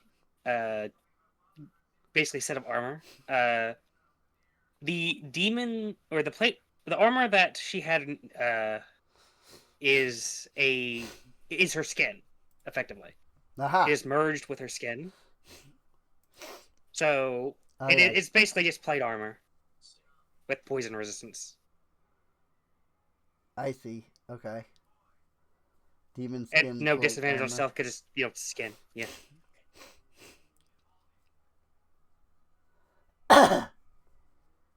And poison damage, I don't think is ever going to come up. And she's not a stealth character, so I don't think that Exerti is going to come up. So Yeah.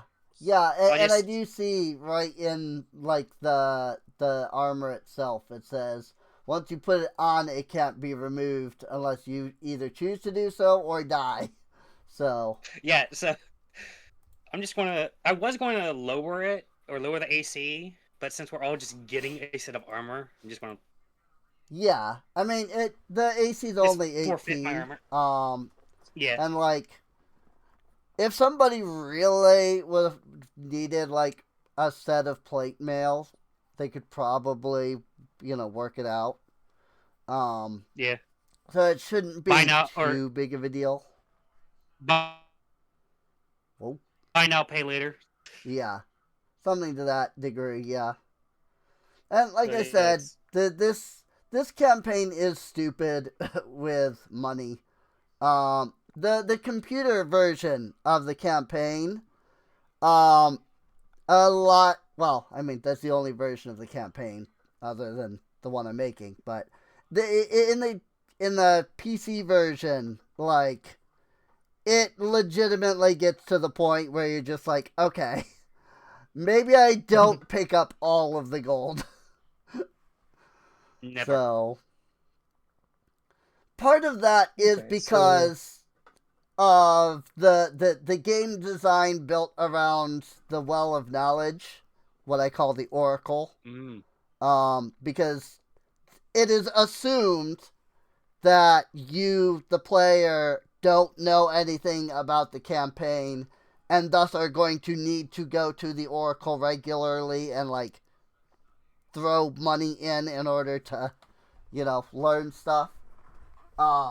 I don't know how much that will actually end up happening here because all of you tend to be the, figure it out as you go kind of players. But that is like the idea behind why you get so much money. For people like me who had the clue book, you never end up using the well because you never need it to learn anything because you have a strategy guide that tells you everything. I think I might make Kona's main weapon a glaive for now. Alrighty. Just because that sounds fun. Hmm.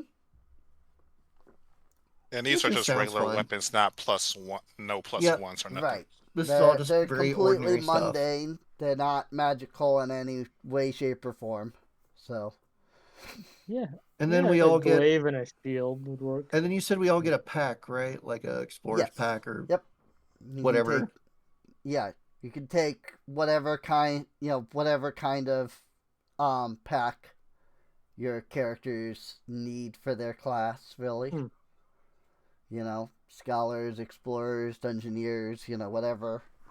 They all have different things, even though I don't think it rarely ever actually comes up, but still. It comes up more often than I've expected. Right. It's kind of interesting. Yeah, what does Gunlancer say?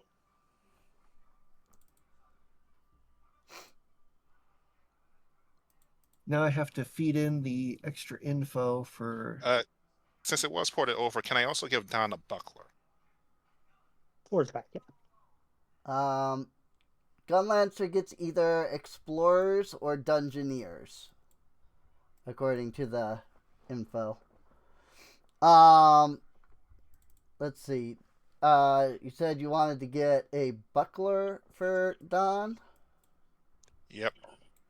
I mean, I guess is that fine for everybody else, or? Yeah, Yeah, I don't care. and Sure. I'm what for armor wise, probably what like the lowest of what we can use. I mean, yeah, that would probably be the best idea for Okay, yeah, armor is to not just go full on plate like- splint. So right, yeah, Uh, it would probably be like because chainmail is like the cheapest. Yep. Chainmail is the lowest of the heavy armors. Well, Yeah, well, uh, ringmail is technically the cheapest, but I- it's got Oh, an really? armor value of 14. yeah, we got Ramon hide armor, which is. I mean, 10 I'll gold. do either or. If Uh, chain or ring. yeah. Chainmail should be fine. So. Okay. Uh, Ramon has a sling, a hide armor, and an explorer's pack. Cool. So chain armor is 14, right? Uh, Chainmail is 16. yeah, chain Or mail 16? is 16 AC. Yeah, I'm gonna do a -2 to the armor as to like signify it's been weakened or whatever. Okay. That way it's not, stupid that I have 18 AC still. Right. Also, why the what is? Oh, because Cal has all the gold.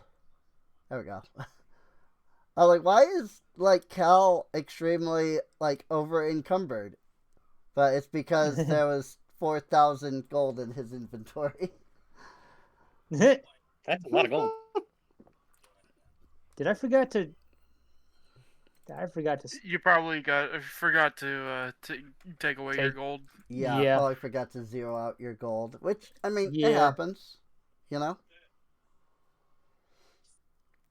Also, some characters have copper, silver, gold, platinum, which is, the norm. Other characters have copper, copper, silver, silver, gold, gold, platinum, platinum. So mine comes from whenever I put my platinum into my bag of holding. Ah, I made copies of the different currencies into the bag of holding. okay. I see. Yeah, Don has 2 sets of gold. So, alright. I just thought it was very interesting and strange that, because it wasn't just your character. I mean, I was looking at your character, but, a Yeah. couple of the others also had, gold, gold, or silver, silver. I'm just like, what? What? Yeah. Why is there multiple gold and multiple silver, and, what the heck is going on? Something I forgot to mention, that Tanya would tell you is that while you're here, due to, them unfortunately kind of forcing you into this position, you are allowed to have, well, not allowed, but you are being given free room and board at the Drunken Sands Inn and Tavern. That's lovely. So, and I mean, that's where you woke up as well, by the way. But yeah, since they're, kind of imposing on you, it doesn't make a lot of sense for them to then force you to pay to, be here. So, Yeah, that's We summoned nice. you here. Now pay us. I mean, if any of your characters want to pay, you can. It's just Oh, they won't require you to pay, because you weren't exactly brought here by choice. So,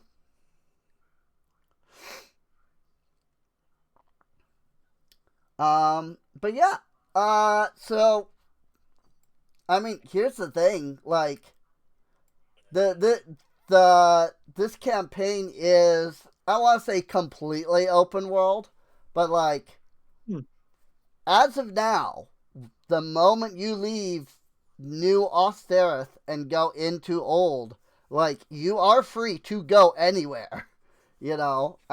I have no control over, where you go in the city. You could go, your first thing could be to go all the way to the farthest north or the farthest south, or so it will be 100% entirely up to your party where you go and what you encounter from this point on in the campaign.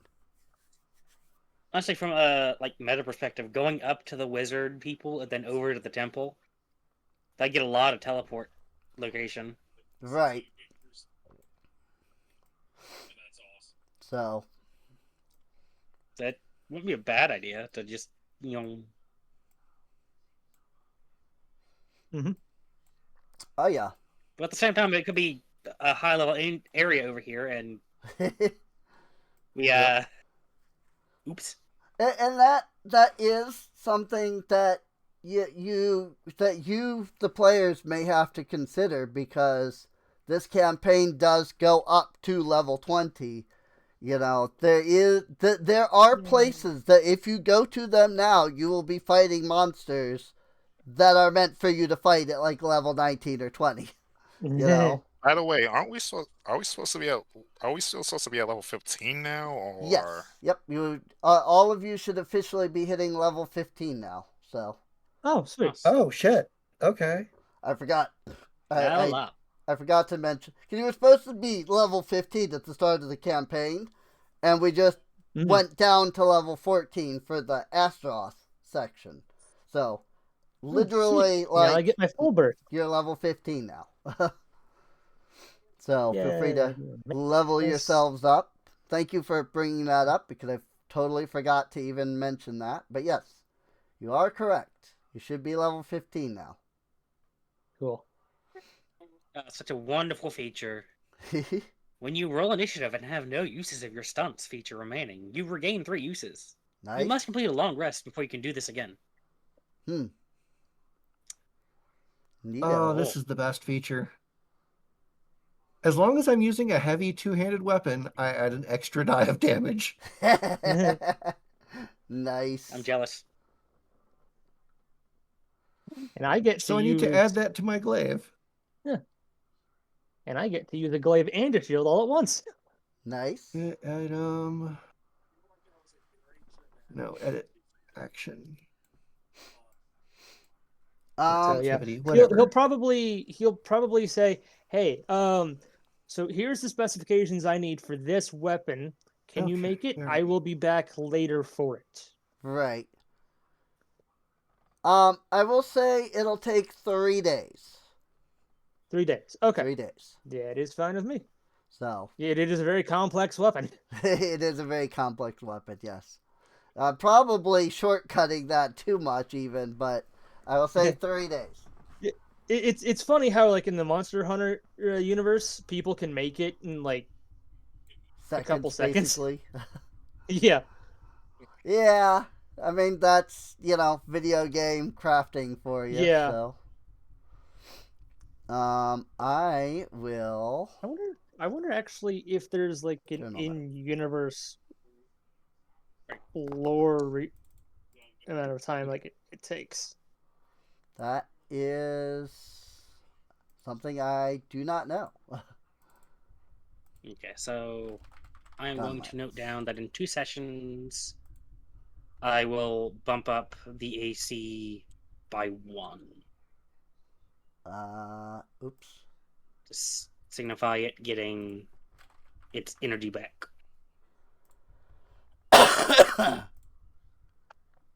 Gunlance. But that is not how one. do I... Oh, I have to create, got it. I have to actually create a page. Gunlance. 3 days. 0 have passed. Save entry. Cool. I am 1 away from 200 health. Wow. You 1 away from 200, you said? Oh, yeah. Yep. 1 away from 200. Nice. Meanwhile, Pigeon over here with only 92. See, what is my new... So I guess my new health will be 98? 169. 99. Yeah. It would be 154 because I took half on everything. And my constitution's kind of low. Mm-hmm. Wait, what the heck? Hmm?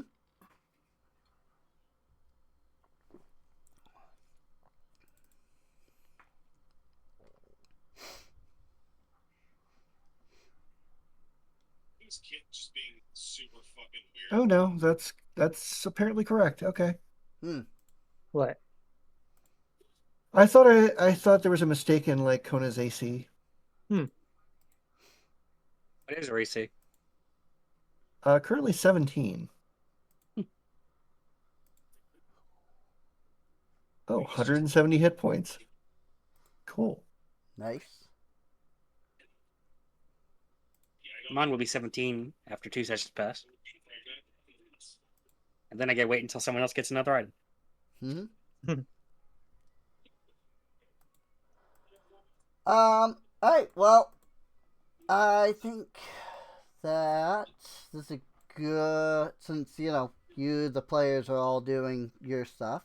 This is a good place to end this episode of the podcast. So Yeah. I hope you all enjoyed. Feel free, if you're watching on YouTube, feel free to subscribe. You can check the playlist for any of the other episodes of the podcast. I believe the way that I have it set up right now is that the podcast episodes go up on Saturdays, so that then like somebody can watch that and then come to the stream like the next day, kind of thing. So there should be, that should be how it works. That's my current plan. Anyway, but anyway, yeah. So this was streamed live, twitch.tv/Serene. Feel free to come on out, hang out with us, chat with other people in the chat, and just experience it live, really. So, and with that, we'll see everyone next time. Bye bye. Looks like See ya.